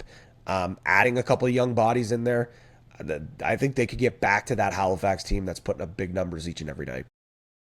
Now, what would you say, what should Vancouver or Colorado or even San Diego, what should they be trying to target in the offseason to try to, I don't want to say catch these teams, because on paper, San Diego Vancouver and Colorado are technically better on paper than Toronto and Halifax, but they had maybe an off game, or it's just you ran into a better team on that night. So first part is what can they do, but second part is do you think that there should be a 3-game series instead of these 1-game single eliminations? I think it's easier said than done. I just think with the way that the league works, with arena availability and all that kind of stuff, it's really difficult to go 3-3-5, or even if it was 1-3-5. I also like the one and done. I think it makes for things entertaining. I know it's easier said than done, but I do know the Board of Governors really feel like if you make the playoffs, you should get a home game. So I wouldn't be surprised if there is a push to expand the playoffs. So in round 1, it does go to it. That kind of sucks, because like I said, I feel like the best story of this year was just all the uncertainty with all the top seeds going down. And with the way that Halifax was playing, and I think this might have been captain on Daily Dive. He says, "Who's to say that Halifax doesn't beat Vancouver in a best 2 out of 3? The way that they were playing." I can't say that. I can't definitively say that Vancouver wouldn't have beat them. Like, I think things could have shaped out differently for sure. So what do those teams need to do in the offseason? I mean, if you're looking at Toronto, I think it's giving young guys opportunities. I think that, not having experience really isn't a negative anymore. You look at CJ Kirst, what he was able to do in really his first full season of box lacrosse outside of one summer up in Mimico and, playing a tournament with Team USA at the Worlds. Looking at Sam English, looking at Owen Hiltz. Like, these guys have played in big games, big moments before. Sure, it's not the NLL Cup Finals, but, they have been key contributors on key teams. So Vancouver's kind of pot committed. They are a lot older. I don't know if there's maybe to get a little bit younger just to add a different blend of youth in there. But this is a team that if they don't win in the next couple of years, they're in big trouble. They're not getting any younger anytime sooner. So, but at the same time, consensus was that they were the best team in the league. And during the regular season, for the majority of it, it was. So they got to maybe find a way to get just a little bit younger, a little bit faster, a little less predictable on offense. I feel like that could have been a bit of it, but like, you got to feel for Christian Del Bianco. I don't think that guy could have done anything different. Colorado, I think they just got a little bit unlucky with some injuries, to be quite honest. San Diego, we need a full podcast here because there's a lot of things that I think they need to do, and kudos to them because they proved me wrong. For them to push, I thought they were going to miss the playoffs, and they're one win away from making the finals. I think that, though, was like 3 players basically dragging that team into it with Courier, Berg, and Leclerc. If they can get a little more help on that offense, I think that's a very good team that can make some even more damage than they did before. But, I know that's a long-winded answer and with all 3 different teams, but I think Toronto put the map out there that like youth is maybe the way to go. And even Georgia, look at them, how well they did. Not a lot of people thought they were going to be good. Look at all the rookies that were there. So I think, holding on to your draft picks is better than trading away draft picks to bringing in older guys or trying to build a championship that way. You look, teams that build through the draft are the teams that are winning championships. Well, you look at like what Calgary did, right? They shot themselves in the foot, and I'm not to pick on Calgary, but they cost themselves a franchise player, and if not 2, and now they're going to be, they did a lot better than I thought they were going to, but you can't tell me that with one of these top level picks, they wouldn't be looking a lot better next year as well. Oh, 100%. I mean, I think a lot of us were pretty impressed with how they turned it on at the end of the year, and they've got Tanner Cook, who is like the premier power forward in the NLL. And you got Tyler Pace, who has stepped up, and it sounds like he's in a really good spot and super happy there. Braden Maye, super fun player to watch. But like, could you imagine like, I don't know, an Owen Hiltz, because that was the the pick that they traded. You put him into that lineup, or any of these other rookies that were Nolan Byrne goes a few picks later, but he could have maybe went at that number 3 spot there. If we were to do a redraft here, so you just wonder. And then now they get rid of their 4th pick. That's going to Toronto this year. That could be a Matt Collison, a big lefty that can shoot the ball really well. That could be, a Tanner Thompson. I don't think Silas Richmond or Joey Spallina really drop as far. And I think that's going to be what I'm really going to be looking forward to do. And maybe closer to draft time, I can come back on and we can chat some draft, because I think this draft is going to be super intriguing. And coming off this draft, this rookie class, which was one of the best rookie classes in recent memory, I think teams are going to realize that even more, how important elite level talent is when you can get it young and on a cheaper contract and can build around those guys. So, Calgary's probably shooting themselves in the foot, especially considering how much better they were this year than a lot of people thought. I just don't and like last season was the first season I was watching halfway through, but I still don't understand the whole thought process of that, because you look at Buffalo and you look at Saskatchewan, they were like running away with the league. I don't understand why those moves were made. Yeah, I think there was, some rumblings throughout throughout the league talking about the organization wanted to show, Curtis Dixon and Jesse King that there was a will to win and not just this youth movement, and that they were willing to do things to prove, hey, we want to win right now. And unfortunate for them, they go out, they get Nick Rose, they get bounced in round number 1 from a really good Halifax team. But then you lose those two guys anyways to Vancouver. So it's like, if you don't make that move, you probably still lose Dixon, and you certainly probably lose King. But then you've got a draft pick for this year and from the previous year as well, and you're able to build around. And so it is tricky. It's a tough spot. I totally agree. I just feel like there was, a lot of pressure to try to keep those guys in market. But I said it, I think it was on Buffalo Sports Collective. I said I think Calgary sneakily could be a playoff team next year with a couple of moves here and there. Yeah, I like Calgary actually. Aiden Walsh, I think, is a really good goalie. You've seen flashes of greatness, and then you've seen also some rougher games. But even I can't remember his name right now, the backup there, he came in and stepped in and just had two amazing games near the end of the season there. And it's like Bowman, right? I think that's his name. Yeah, Colby Bowman. Yep. Yeah, and is Aiden Walsh the guy there, or do you kind of start like running them as a tandem, or is it going to become a goalie battle, or is it Walsh's net until he loses it? I think it's his net until he loses it, but I think Colby playing so well in a couple of those appearances maybe puts a little pressure on Walsh to play better. And I think Walsh plays better with a little bit of pressure. Let's not forget his best year in Vancouver. He knew that team was looking, just counting his days until they traded for Christian Del Bianco. Like, he knew that was coming.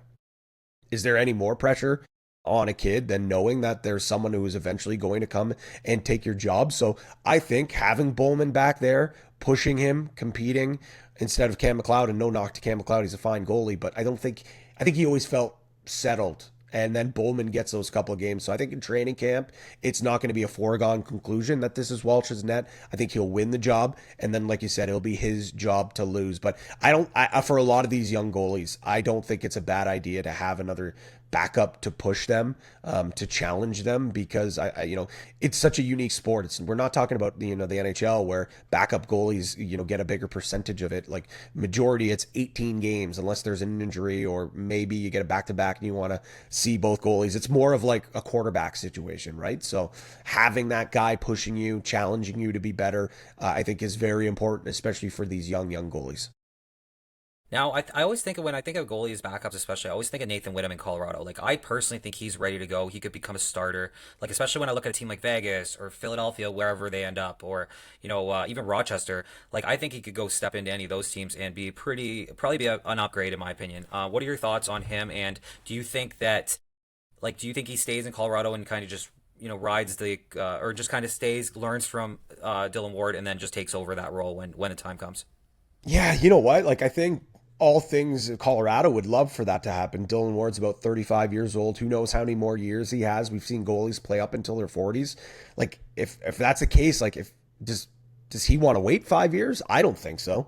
Like, I think he wants to get a chance before then. Is it next year? Is it the year after that? Maybe. But I think it'd probably be in his best interest to probably wait at least another year. There's probably at some point within the next 5 years, there's going to be expansion or some sort of turnover here. I believe, at least. I think once these other franchises get stabilized, I think it's only a matter of time until we add a couple more teams. Maybe that's then when he gets picked up. That's when he'll get picked up. Or maybe that's when Colorado says, okay, now the time is for Nathan Whittam. But, I think he just needs to be patient. I think it's only a matter of time. And the fact that he hasn't been traded leads me to believe that the asking price to get him out of Colorado is probably super high. But we'll have to wait and see. Maybe the price is too good to say no, and they're not ready to move off from Ward, still at 35 years old, and maybe that's what happens. But you're totally right. Like, if I'm Rochester this year, especially Vegas, we already know that. But I think Rochester's in that fold now. I'd be making a push to try to get one of these great backups into my lineup, because what we saw with Rochester, clearly that team, when you look at the defense, sure, I was pretty hard on them.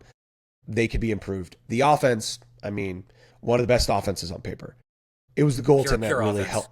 Yeah. This goaltending and defense held the team back, and I think they recognize that. And I know I just said I wouldn't trade draft picks, but if you got that third overall pick, your offense is pretty set. Are you going to take a defender at number 3 with this draft? Probably not. So maybe you draft one of those top elite talents, and then maybe you trade one of those top offensive pieces and a pick somewhere, and that's how you get a goalie in. But if I'm Dan Carey at the draft, around the draft, I'm trying to figure out a way how I bring in a new starting goal. Yeah, and I was actually shocked that during like for the Hannah trade, Whittam wasn't part of the deal, and I was told like that's not going to happen. He's untouchable essentially, or they're not listening to that. But to me, the skill level in Hannah that they got, you've seen it when he went out there first game, and I think he got 4 goals in his first game or whatever.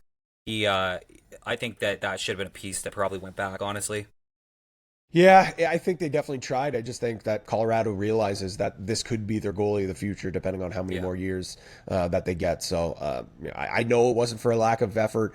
I know Sean Williams was doing everything in his power to try to upgrade that goaltending position. I know Caleb Kahn is probably the goalie of the future. I still think he's a few more years away. I think they need that stopgap. That would be priority number one. For me, no doubt, is getting a goalie. And it's those names that we said. Maybe it's a Nick Daymud, maybe it's a Deacon Knott, whoever it is. I think with the growth that we saw from Vegas, how good their offense was, how much improved their defense was, especially after getting Tyson Bell.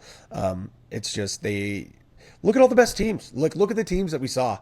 The teams that win championships, the teams that go to finals, they have not just good goaltending, it's elite goaltending, and you need that. So if you want to be a championship team, you can't go in guessing who your starting goalie is. You got to know, you got to have full faith in them, and I think Rochester and Vegas are two teams that abundantly know that they have to address that position. Well, Rochester, I'm not a big fan of the tandems. It's probably because I'm a Leaf fan. I've watched them try to do tandems forever, and it doesn't work Yeah, out, right. right? But like, I'm not a big fan of tandems because that's the exact it. Who do you put in, right? You don't never know, and it's like you kind of second guess it. And you even seen the new coach come in and kind of switch around the goalies and not sure who's playing well. And I don't know if it was just kind of fatigue at the end of the year too, where the goalies are just like, the team's kind of just had enough. But Rochester, everyone was super high on. I wasn't so high on them at the beginning of the season, and I mean, it turned out exactly how I thought it was going to be, and it's just because, like I said, I thought they were glass cannons. Like they could come out and put 21 up on you, but they're also going to probably let 15 in. So if they're not putting up that offensive pressure, then you're not going to get the win out of them. Yeah, I was on the same page as you. I really didn't see the hype in Rochester. Just the fact of the matter is they're not built like a championship team. Like you said, they've got great offense, but when you look at the defense, when you look at the goaltending, and I didn't expect the goaltending to go as south as it did. I don't think anyone really did. Like I was pretty high on Rylan Hartley. I thought like when he's locked in, when he's not injured, and that's when he can play his best. But we didn't see that much at all this year. Maybe at the start of the year a little bit, and then things just completely, went south. I think there's major change there. I don't know if Randy Mearns comes back. I don't know if they bring a new coaching staff. I wouldn't be surprised if we see a shakeup on offense just to try to improve that defense or bring in a different goalie. This is a team that was on a 5-year plan. And I think Dan Carey is one of the smartest lacrosse minds and of great architecture of his teams. But they had a 5-year plan, and I think we're looking at about year 5, maybe even year 6. So they're a bit behind schedule right now. I think they made some strides before making the playoffs. You get knocked out 2 years in a row, and then they took a step back last year. Like last year was year 5. That plan was supposed to be either A, compete for a championship or go on a deep playoff run. That didn't happen. So if you're Dan Carey, you got to look hard and long in the mirror and say, what went wrong here? What do we need to do different? I think the goaltending is certainly the answer, but I think defensively might also be the answer. And when you have such an abundance of talent on offense, one of those pieces might have to go. And you never want to trade elite talent, but that's your position of strength. Maybe you got to part with one of those top guys, bring an elite defender or an elite goalie, maybe get a little bit younger, more of a depth piece that you can use on that offense and kind of build it that way. I don't envy him. I do not envy that position because you've had one of the best offenses in the last 3-4 years, but what do you have to show for it? And that's the thing, right? Obviously, they need a goalie. I know it's kind of like Vegas and Rochester really really need the goalies. So who do you see going there? Like, do you see a Nick Daymud? Do you see them going to get somebody younger? Do you see them going to grab a backup off somebody, or maybe trying to give somebody just even a new like even a Hartley to Vegas maybe just to try something different? Because I think for me what I noticed it was like Hartley was good until he made that hit. And then after that, things just went downhill. And I don't know what that was. I'm a massage therapist by trade. Like, I know concussions are a big deal, and they can really affect you, especially post-concussion syndrome and stuff like that. But, that's kind of where I seen everything kind of come off the rails for them. Because, right, like at that point, they were looking pretty good. Yeah, I don't know what the answer is or who they exactly go to. I haven't heard any rumblings, haven't really done much digging, but If you think of like connections, Dan Carey is a Peterborough guy. They like their Peterborough players. Like, do you maybe try to see if you can get Drew Hutchison out of Halifax and give him a chance? Like, do you maybe like if you can't go out and get a legitimate number one like a Nick Damoud, you're probably going to have to go for a quote unquote unproven backup that you believe that can turn into a starter. And I do know there are some folks around the league that thinks Hutchison could possibly be that guy. You mentioned Whittam as well. That could be a piece. He's still young. Like the guy was playing for Mimico the other night in Junior A. It's crazy, but I mean, he's just that damn talented and he's that good. So, there's those guys, but it just, you look at the Final Four, you look at all four goalies. You had Nick Rose, you had Warren Hill, you had Chris Origlieri, and you had Brett Dobson, who arguably had had the greatest season of an NLL goaler in this era, in the 18-game season era. Goaltending's so important. You cannot mess around with it. You need to invest in it. And if that means giving up draft picks, if that means giving up an elite talent, you got to do it. You have to do it if you want to win a championship. It's a non-negotiable for me. And that's the thing about Nick Damoud too, is like I was screaming like, why is not somebody going to save him off this Philly team? Like Philly's got a good backup that could have stopped in there and just gone out and done, finished off the season. They should have lost more games at the end anyway. Nobody wants to tank. I don't think we have a problem with tanking, but if anybody was going to tank, it should have been Philly.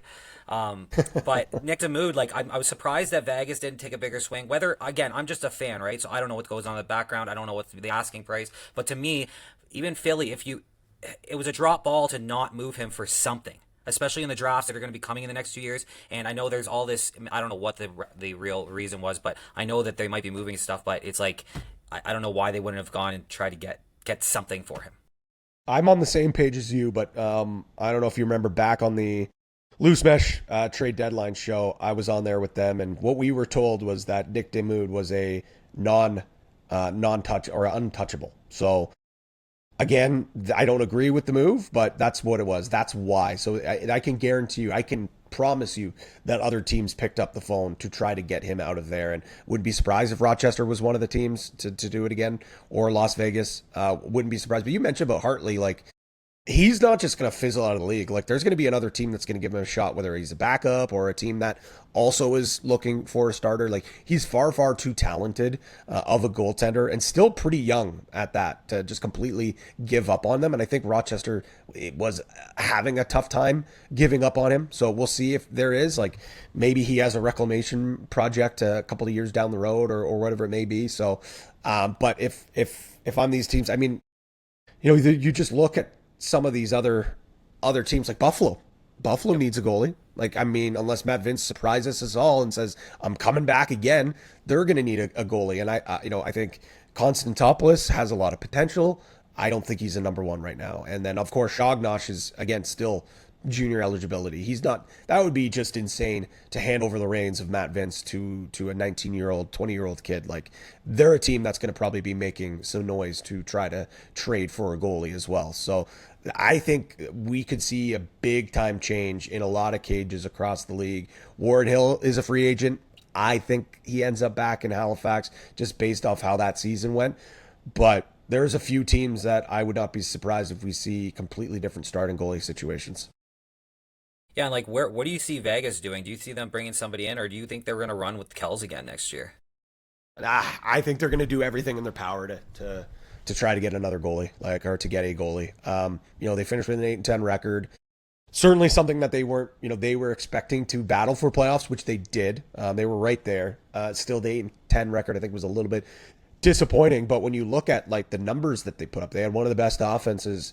Mitch Jones, another 100-point season. Jonathan Donville with a career year. I thought Chris Kluche, 40 goals. Adam Patra, one of those great two-way, all-around players. And then you factor in Chase Fraser got hurt. Sean Wesley got hurt.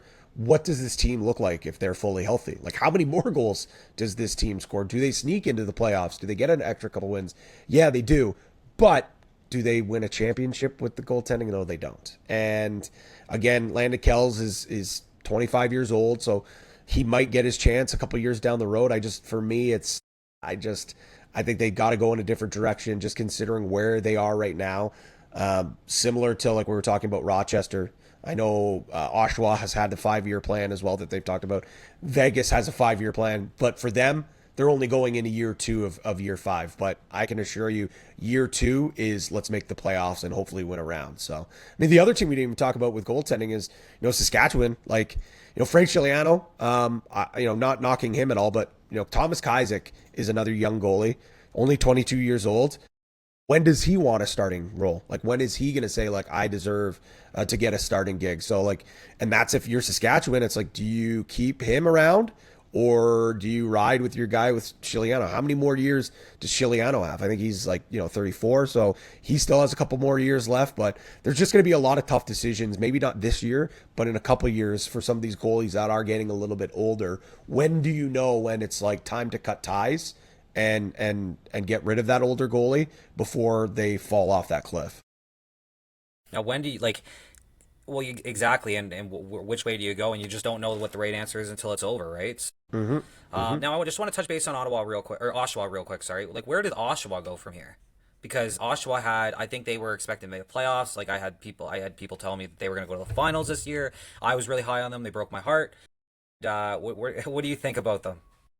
I think major change needs to happen. I think you've ran back close to the same core for the last 3 years. Obviously, you get Dyson Williams in last year, and so now he's got 2 years under his belt. But, you had Alex Simmons, Ty Kurtz jump into the scene. They make the finals in the first year and really take the league by storm. But as you know, in this league, the coaching is just so unbelievable. So when you get film on these guys, and I'm not even saying that like their numbers dropped off because they really didn't. Like Simmons had a career year, Kurt still had a really good year, but some of those surrounding pieces, I can tell you, Ethan Walker, didn't have a great year. Dyson Williams didn't have a great year.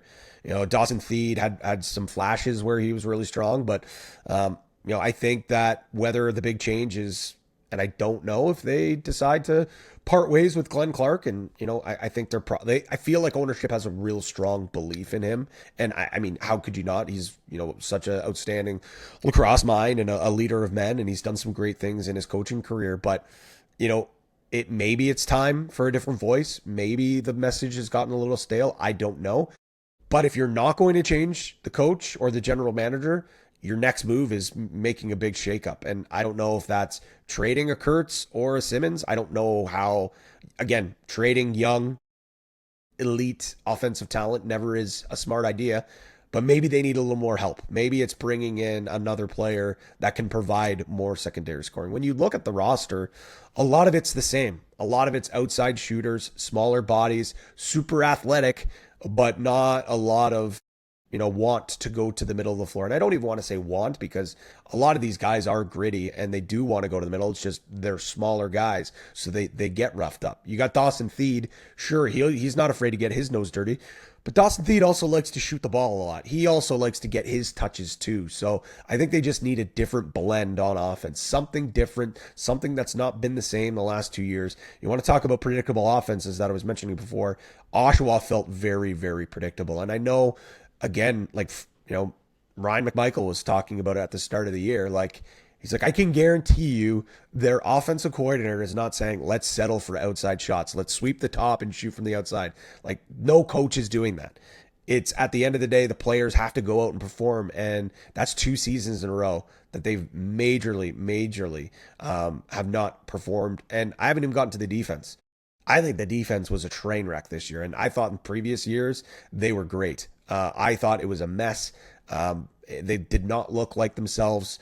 They looked very undersized at times. They got pushed around when some of the bigger teams came into town. And let's be honest, Doug Jamieson didn't have a great year. It wasn't a bad year, but it wasn't a great year. So, if Dougie has an elite year, maybe we're talking about things a little bit differently with this group. But I just think there needs to be some big time change. They finally got do they have? No, they don't have their first pick. Again, trade that away. Ottawa's picking at number 2. Could you imagine adding in a Silas Richmond to this offense? That's, or even a, Joey Spallina, or if you do want to go with lefty, Matt Collison, to kind of round out that side. It's tough. It's really tough trading away your first round picks. So, I think change needs to happen, but it's going to have to be really, really tough decisions. Yeah, absolutely. I'm not sure exactly what to do there either. I was pretty high on Oshawa myself and definitely fell short. I don't know if it's Dyson's playing at home that might be because you see that out of players in other leagues and stuff too. The production goes down if they play at home. Maybe you get with old friends or you're just your game's off or it's maybe the pressure. I'm not really sure, but hopefully we see him come bounce back and have a better year this next year. But for goaltending, I noticed that the numbers were way up. Like there are a lot of goaltenders with over 80 save percentage, and if I when I'm looking at historical data, like if you had 80 save percentage historically, like you were like cream of the crop, elite, 1, 2 goalies. Now we have like 4, 5, 6 goalies like that. Yeah, I think it's a little bit of a twofold. I think the goalies just are getting better. I think when you look at, you know, the access to all the scouting, like when you talk to Brett Dobson, like the guy's a complete lax rat, like a lax nerd. And I say that in the most positive, like endearing ways. He studies so much. Like he knows everyone's tendencies. He knows how they play. Like if he's got an off game on a Saturday, like he's sitting on his couch, he's got TSN or ESPN Plus open and he's watching all the games. Like one, because he enjoys it. Two, because he's trying to find out more on other goalies. And like Matt Vince, he was the first guy to do it. Like you hear the legend of it, his binders that he has of all the tendencies of like, you know, every shot that this player's taken it on him and where they've scored, where they haven't. Like, so I think the goaltenders are studying a lot more. They're taking care of their bodies a lot better than they once were. They're more athletic. So like later on in the season, we're not seeing those numbers drop off like we've seen in years past. But talking about scouting and talking about the access to film, I think coaching has gotten a lot better, especially defensively. So I think teams are figuring out ways to kind of stifle some of those offensive players. So you know how to slow down, you know, a high-powered Buffalo team coming in. You know how to slow down a Rochester team that's coming in. And you know, some nights you're not going to. Some nights it's not able to, and teams are you know, they'll ding you on the power play. But I think it's goaltending, and I think it's coaching, and things like this ebbs and flows. Sometimes we'll go through years where it's goaltendings and defenses that dominate, and then we'll get a swing where it's the offense that completely takes over, and we're seeing crazy numbers that way. So I wouldn't be surprised if we see this trend continue for a couple more years, but give it a couple more years after that, and we'll start seeing lots of goals again. And if not, I know the goalies are going to hate hearing this. Maybe we see bigger nets or start to see pads get smaller. I know a lot of the old school goalies, that's, you know, music to their ears to see some of the pads or the nets get bigger. You know, I think we're at a really good spot in the game where we're seeing a good blend of goals, a good blend of saves, and good defense. I think we just leave it as it is, but I do know goals certainly sell the game. And I mean, I think that we have enough goals still that I don't think that's an issue right now. I think that if we get to where we're getting under 10 goals a game or something, maybe, you know, then look into it. But I think if we're getting 3 goals a quarter out of each team, which is roughly what we're getting on average, I think that's good enough, honestly. Yeah, I agree. Like I'm the wrong person to ask. Like I Yeah. played defense, I coach. That's where I love watching the game. So like a good low scoring defensive battle is what I like. Don't get me wrong. I love some scoring. I love transitional play. Like that's actually where my favorite is the two-way guys that can play both sides. That's where I really, really enjoy. But yeah, I think we're in a spot where we don't really need to touch things, and I feel like that happens in sports where, you know, baseball with certain rules or football, it's like, okay, well, we gotta, and like NFL goes through the same thing, right? Like it used to be heavy passing, now running backs are starting to become more valuable again. So we see those changes, we'll see it time and time again, but we got to give credit to goalies because like this season was unbelievable how good the goalies and the defenses played. Now, are you a Delbs guy or are you a Dobson guy? Oh, this is tough. This is Yeah. tough. This is really tough. And in the Reddit, the Discord, I think the way I answered it was one game I'm still picking Vince. Currently, right now, it's Stelbianco, and then this year it's Dobson. Oh man, I still think just because of body of work, it's still Delbianco. But man, Dobson was so good, and he's going to kill me because he watches everything, and I know he's going to find a way to find this clip. I'll make sure I clip He's this one for you. yeah, this is where he's gonna hear it. But it's so hard not to pick him though too, because like look at what he was able to do with that Georgia team. I'm not knocking Georgia. Georgia was a great team. That defense in front of them was electrifying, so athletic, and they did a really good job like reducing a lot of shots to give Dobson, you know, success. But you know, when those defenses broke down, Like, he was just unbelievable. And like, you look at their offense, like Nolan Byrne was their leading goal scorer with like 36. I think they had one player with 80 plus points. Like, and this is a team that made it to the Final Four. Like, he is the MVP. There was no question that anyone else was going to be the MVP. It's so difficult to not say him, but what we've seen from Del Bianco the last few years, I think it's still his crown. But Dobson's coming for the crown, man. Like, and he's nipping at his heels, and he's really, really damn close. I lean towards Dobson only because of the team that he has in front of him, and nothing against Georgia. I just think that if you compare Georgia and Vancouver, Vancouver's got more talent over there, and Delb's got a little bit more help. It's kind of like it's splitting hairs. It's you're getting into which racehorse is the best kind of deal. So I don't think there is really a wrong answer, but I definitely am a Dobson guy myself, and we'll see what happens. But I think that I think this is a one and done. No, I don't think so. I think this is going to be a battle for a long time. I think what we need to be having the question now with Dobson is he the best lacrosse player on the planet? Like, for him to be this dominant in both positions, like for goaltending, is insane. Like, it's absolutely nuts. Like, and I'm sure the casual lacrosse fan might not really appreciate it, but when you think of it, it's like the field box game, like there is no correlation at all. The only thing is you get a ball shot at you. So tracking is different. So for him to be able to go having success in the field game and then come into the box game and pick it up, like I think that's what really plagued him at the start of his career, was that he had to go back from field to box to field. So at the start of the years, it was taking him a little while to get back into the box groove. But, he really worked on making sure in the off season, he's still getting his box across reps. He was still doing his film, doing his prep. And, I know he's going to have another great season in the PLL when he goes back there. But like, I think the question is out there. Is he the best is he the best lacrosse player on the planet? I would have him in my top 3, and he's probably not 3. He's right there, man.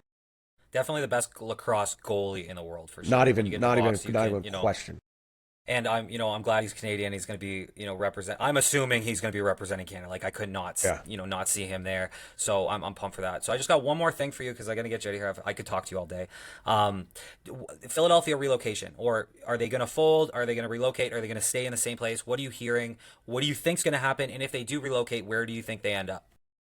Listen, I've tried to do a lot of digging around the NLL finals, and to be honest, it's a little bit quiet at this front, which I think is a good thing, to be quite honest. Like, I think the fact that we're not hearing that it's completely done and over, and like the team's folding, worrying about, moving back dates, that none of that topic has happened yet. Like, I can't say the date, but we do know the date of the NLL draft coming up in the fall. So that hasn't been talked about being pushed back in years past. It was like, well, it might be here, but because we got this and this to worry about, we'll see. So I think there's a plan in place. I think that they have options. I don't think anything is set in stone. So that is what I think is at least happening right now. If I had to take a guess, if I had to stab, and again, this is no inside sources, this is just from what I gather and vibes and just rumblings of some other things, like I think Montreal might be a strong candidate for potential relocation. There have been some rumblings that those conversations have happened. I've heard maybe some prospects maybe have been reached out to say, like, is there a possibility, would you relocate to this place? And just the fact of the matter is that, a couple of years ago, they had that box game in Laval. It went really well. It was a neutral site game. They were able to pack that place pretty well. Edmonton is always the first one people want to speak, but from what I've heard, Edmonton wants to see a few other things happen with the league, like we were talking about, more players playing in market. I know Dawson Nielsen reported that, in the summer, expanded season. They want to see a couple more home games, the ability to maybe play on Thursdays and Mondays also. So those things, I think, were maybe a year or two away from an Edmonton. But if the price was right and Edmonton was presented with something, I'm sure they would take it. But I don't know. I don't know if we see this team stay in like the Pennsylvania area. I think if they relocate, it's probably to a Canadian market.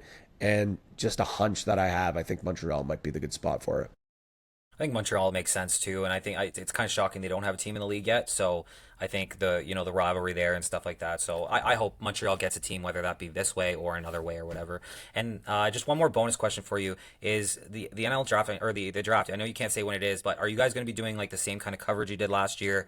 Will you be doing a live thing for the first round or two, or what's the thoughts on that? Yeah, so as far as I'm concerned, or I believe it's going to be very similar to what we had last year. They're again still so far away. Don't know the full details, but as we get closer to the draft, you'll hear more about that. But I can say if you are craving some draft content, myself and some other people in the lacrosse media, I've been working on our little passion project on the clock lacrosse. It's on the clock LAX on X and Instagram. We also got a website as well, and that's where we do a lot of our draft analysis, do our big boards, our mock drafts. Team needs is actually an article that's going to be coming out in a couple weeks. We'll post that to social as well. So kind of diving through what teams need, what are they looking for, who are some potential players.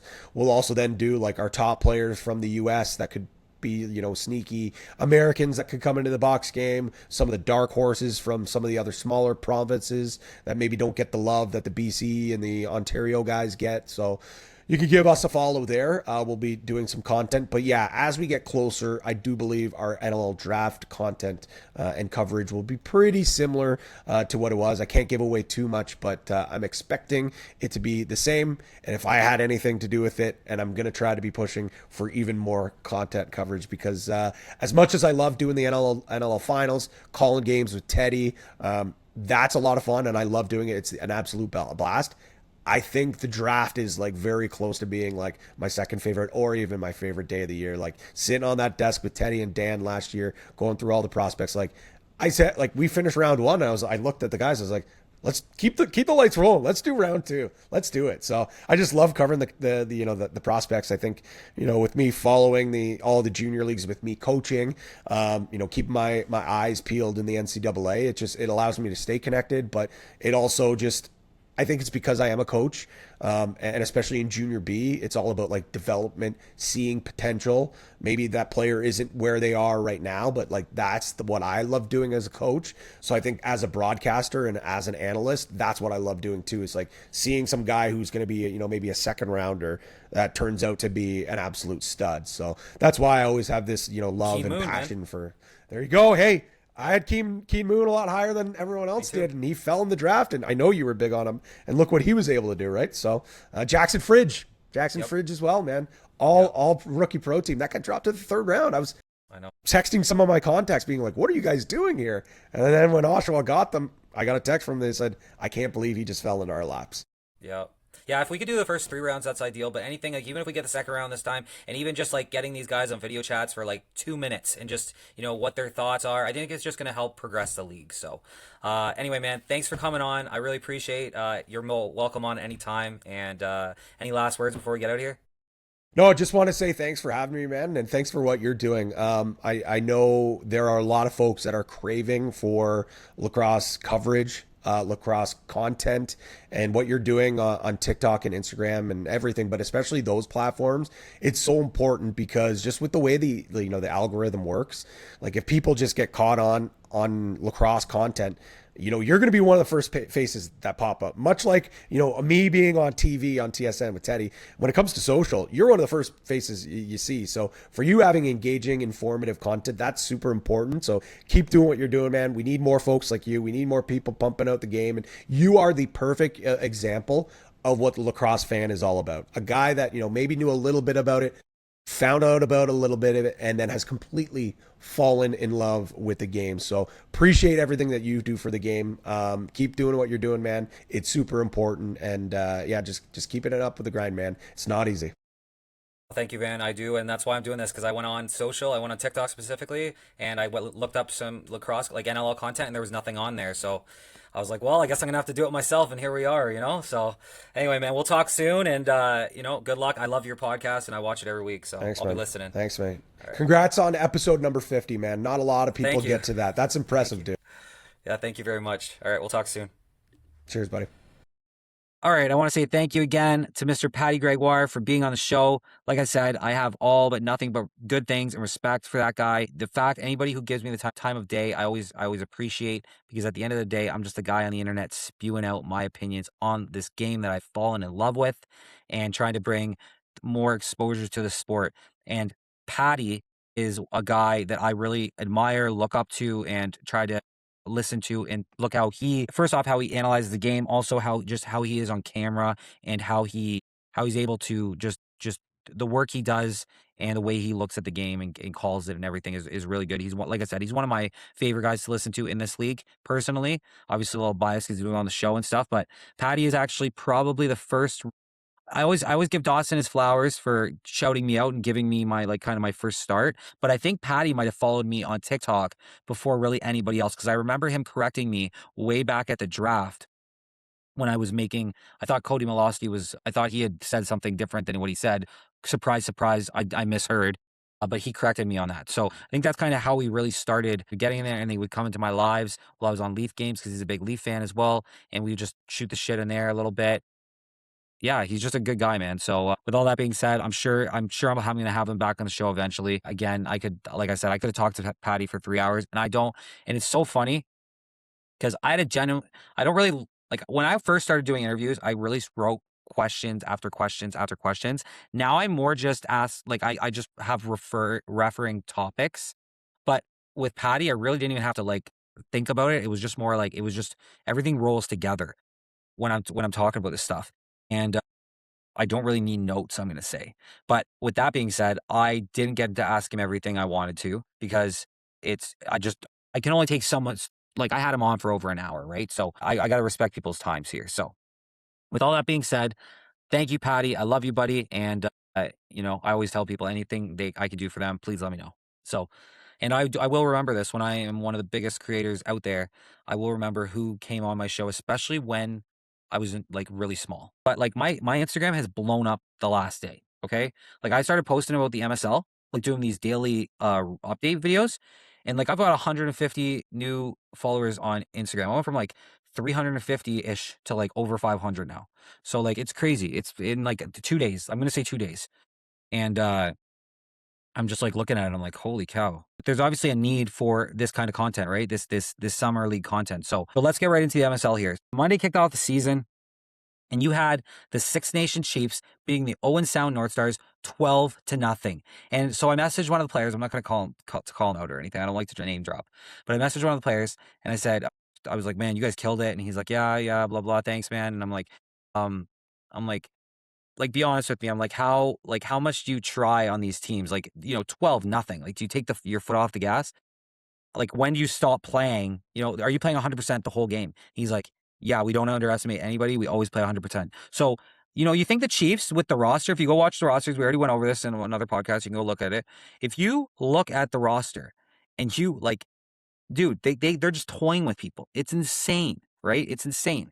So you got them beating the Owen Sound North Stars on March 18th to kick off the season. Then you had on Thursday, you had them playing again. So the Six Nation Chiefs played the Peterborough Lakers, which is like, the heavyweight fight of the league, I would say, for the most part. And you had the Chiefs beating the Lakers 11-6. Now, for this game, the Chiefs had 5 in the first, 3 in the second, and 3 in the third. And the Lakers had 1 in the first, 3 in the second, and 2 in the third. So they did keep up to the Chiefs. Like, they gave them a run for their money, the second and third, but they got to start on time.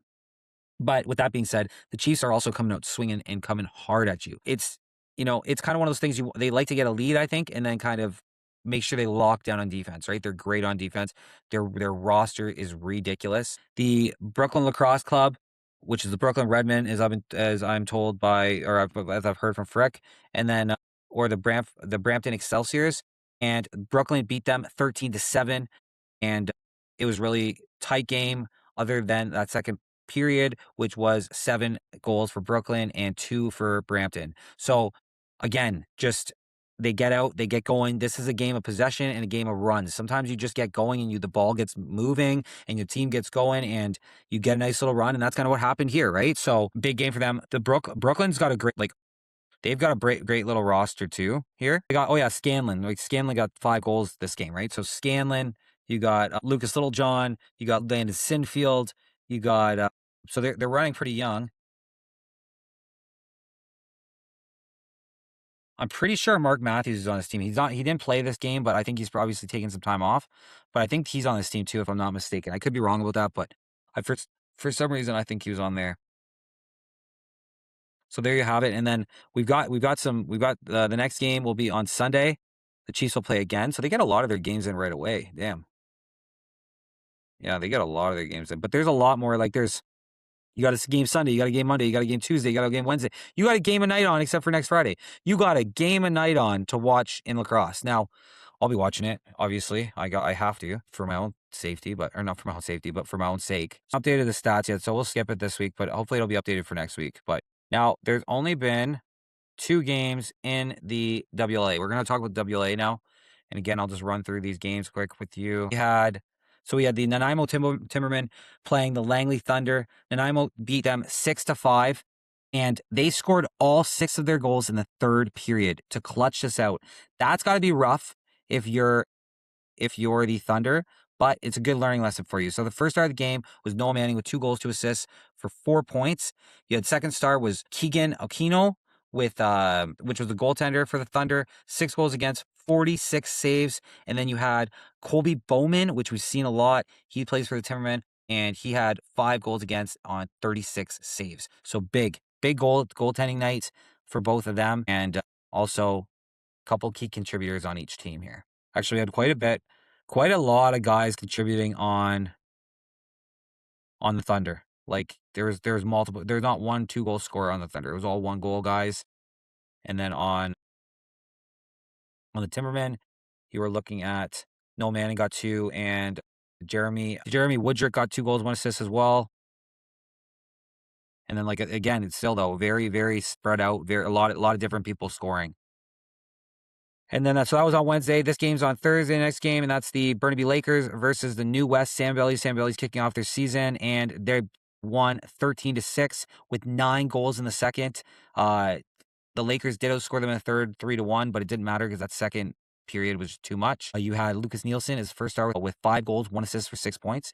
You had Nolan Armitage on the second star with 2 goals, 5 assists for 7 points, both Sandbellies. And then you had Jake Young from the Lakers with a goal and 3 assists for 4 points. So not bad as well, honestly. Ashton LeClaire had 39 shots against, 39 shots, 6 goals against, and 33 saves for an 84.6 save percentage. So pretty solid, honestly.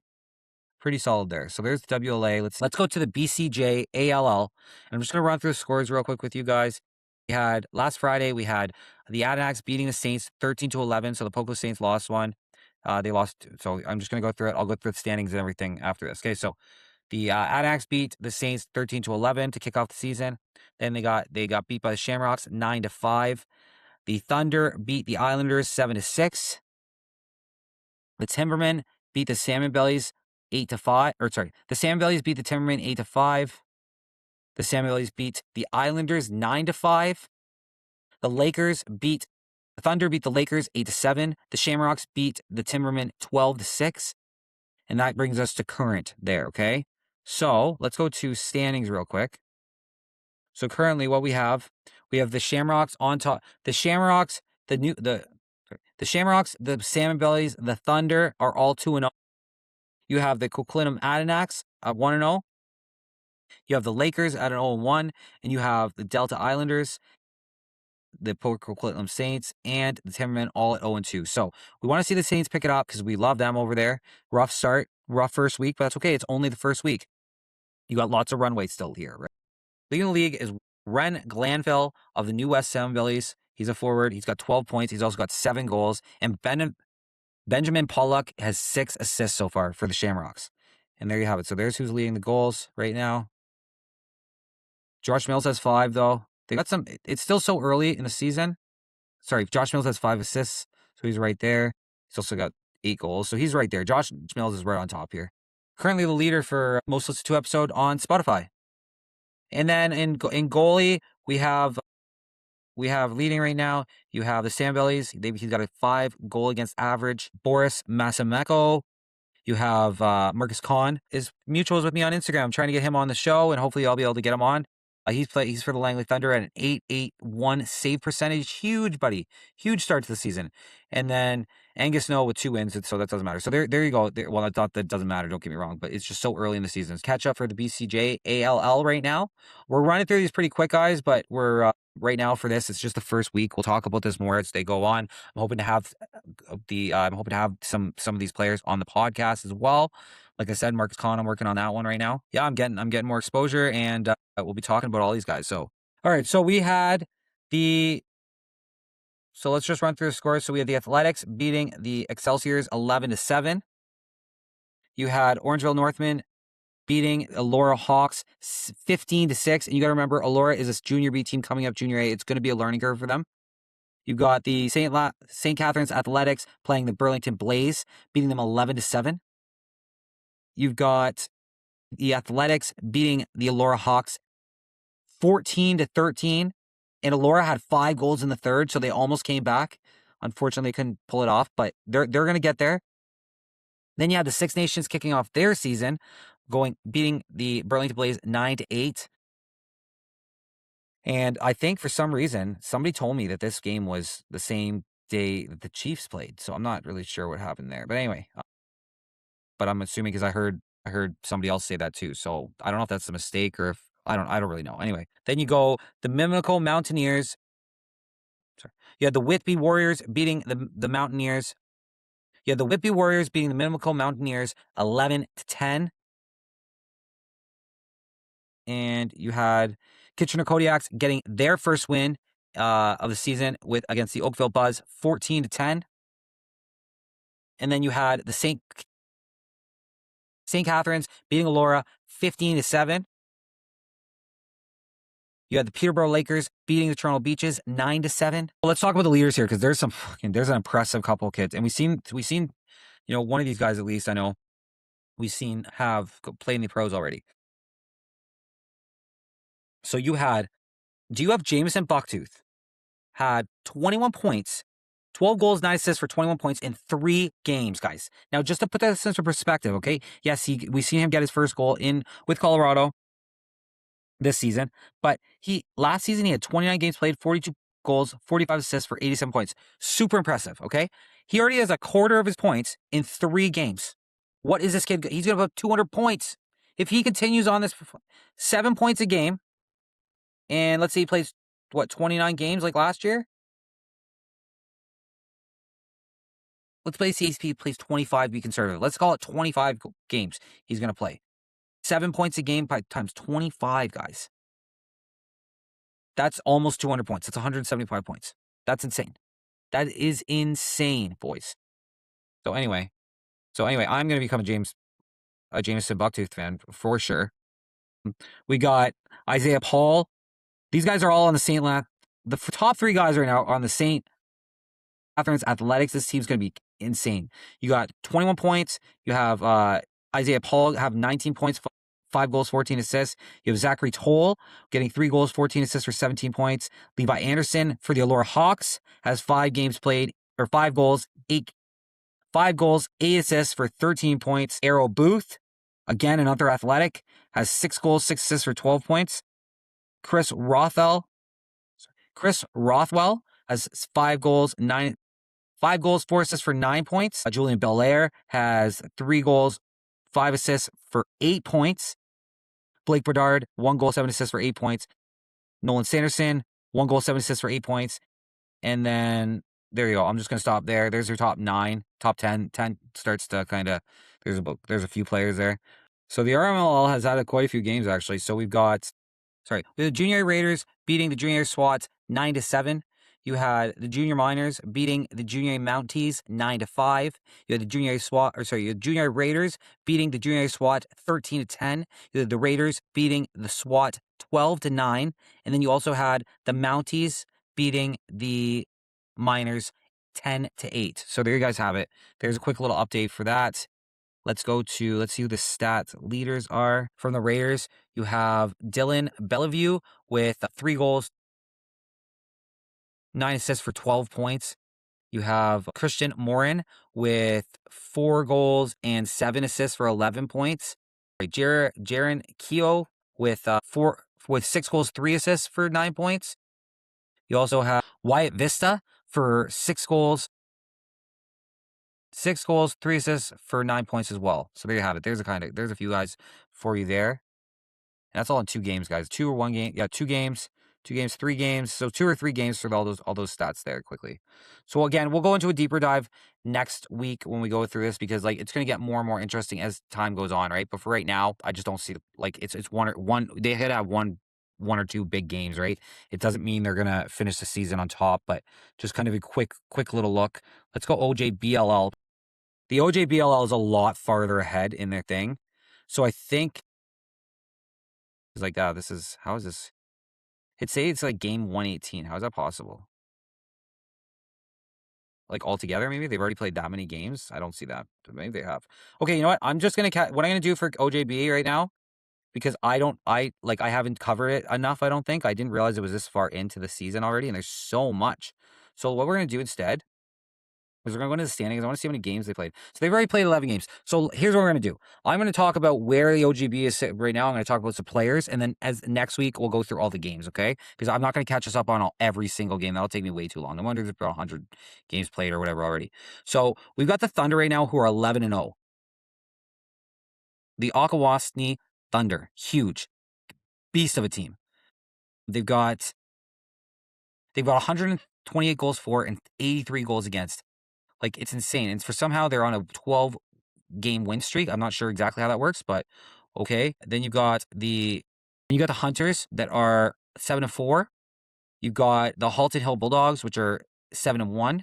You've got the Barrie Bombers, which are 6-4. You've got Minico Mountaineers that are 5-5. You've got Ironheads, which are 5-4. You got Green Gales, which are 4-4. You got Napanee Knights, which are 4-5. You got Aurelia Kings, which are 4-6. You got Brampton Excelsiors, which are 2-6, and you got the Blucher Griffins, which are 1-8, and you have the Newmarket Redbirds with a 1-5. And then on the West, that was the East, I apologize. And on the West, you got the Six Nation Rebels at 10-0. You got the Guelph Regals at 7-1. St. Catherine's Athletics at 7-3. You've got the Point Edward Pacers at 7-4. London Blue Devils at 6-4. Orangeville Northmen at 5-4. Hamilton Bengals at 5-4. Cambridge Highlanders at 4-3. Owen Sound North Stars at 3-6. Windsor Clippers at 3-8. Wallaceburg Red Devils at 3-7. And the Welland Raiders are 0-12. So that's definitely not where you want to be. And then let's see the player stats. The player stats, for some reason, aren't updated. That's going to have to be a pin in that, I guess. I don't have to tell you guys. Sorry. I'm just going based on what yeah, everyone's got 0 points for some reason. So, well, we're not going to work through that right now. Like I said, guys, that's a little overwhelming. So we're going to cover the OJBLL. I'll keep you guys updated as I go on here. I started adding that into my short form content as well. But going forward, we'll look into that more, and I'll go over game by game and stuff. But I'm not going to worry about that right now. And then finally, we got the ECJLL. And I just think it's my duty to try to give this league some exposure. And we're lucky because they start this weekend. And I wonder where St. John Riptides are in St. John this weekend. Maybe I'll boot out there tomorrow night and watch the game. I might do that. I might go out to the St. John Riptides game tomorrow. I'm not sure. We'll see what happens. So, okay, there you have it. So we're not going to get into that either. So ECJLL will come in next week. Will be added to the agenda. You guys let me know what you think about this format, okay? This is just me kind of brainstorming. If you want more in-depth, each in-game, all that stuff, it's just going to take me ages. Like, I've been recording for quite a while.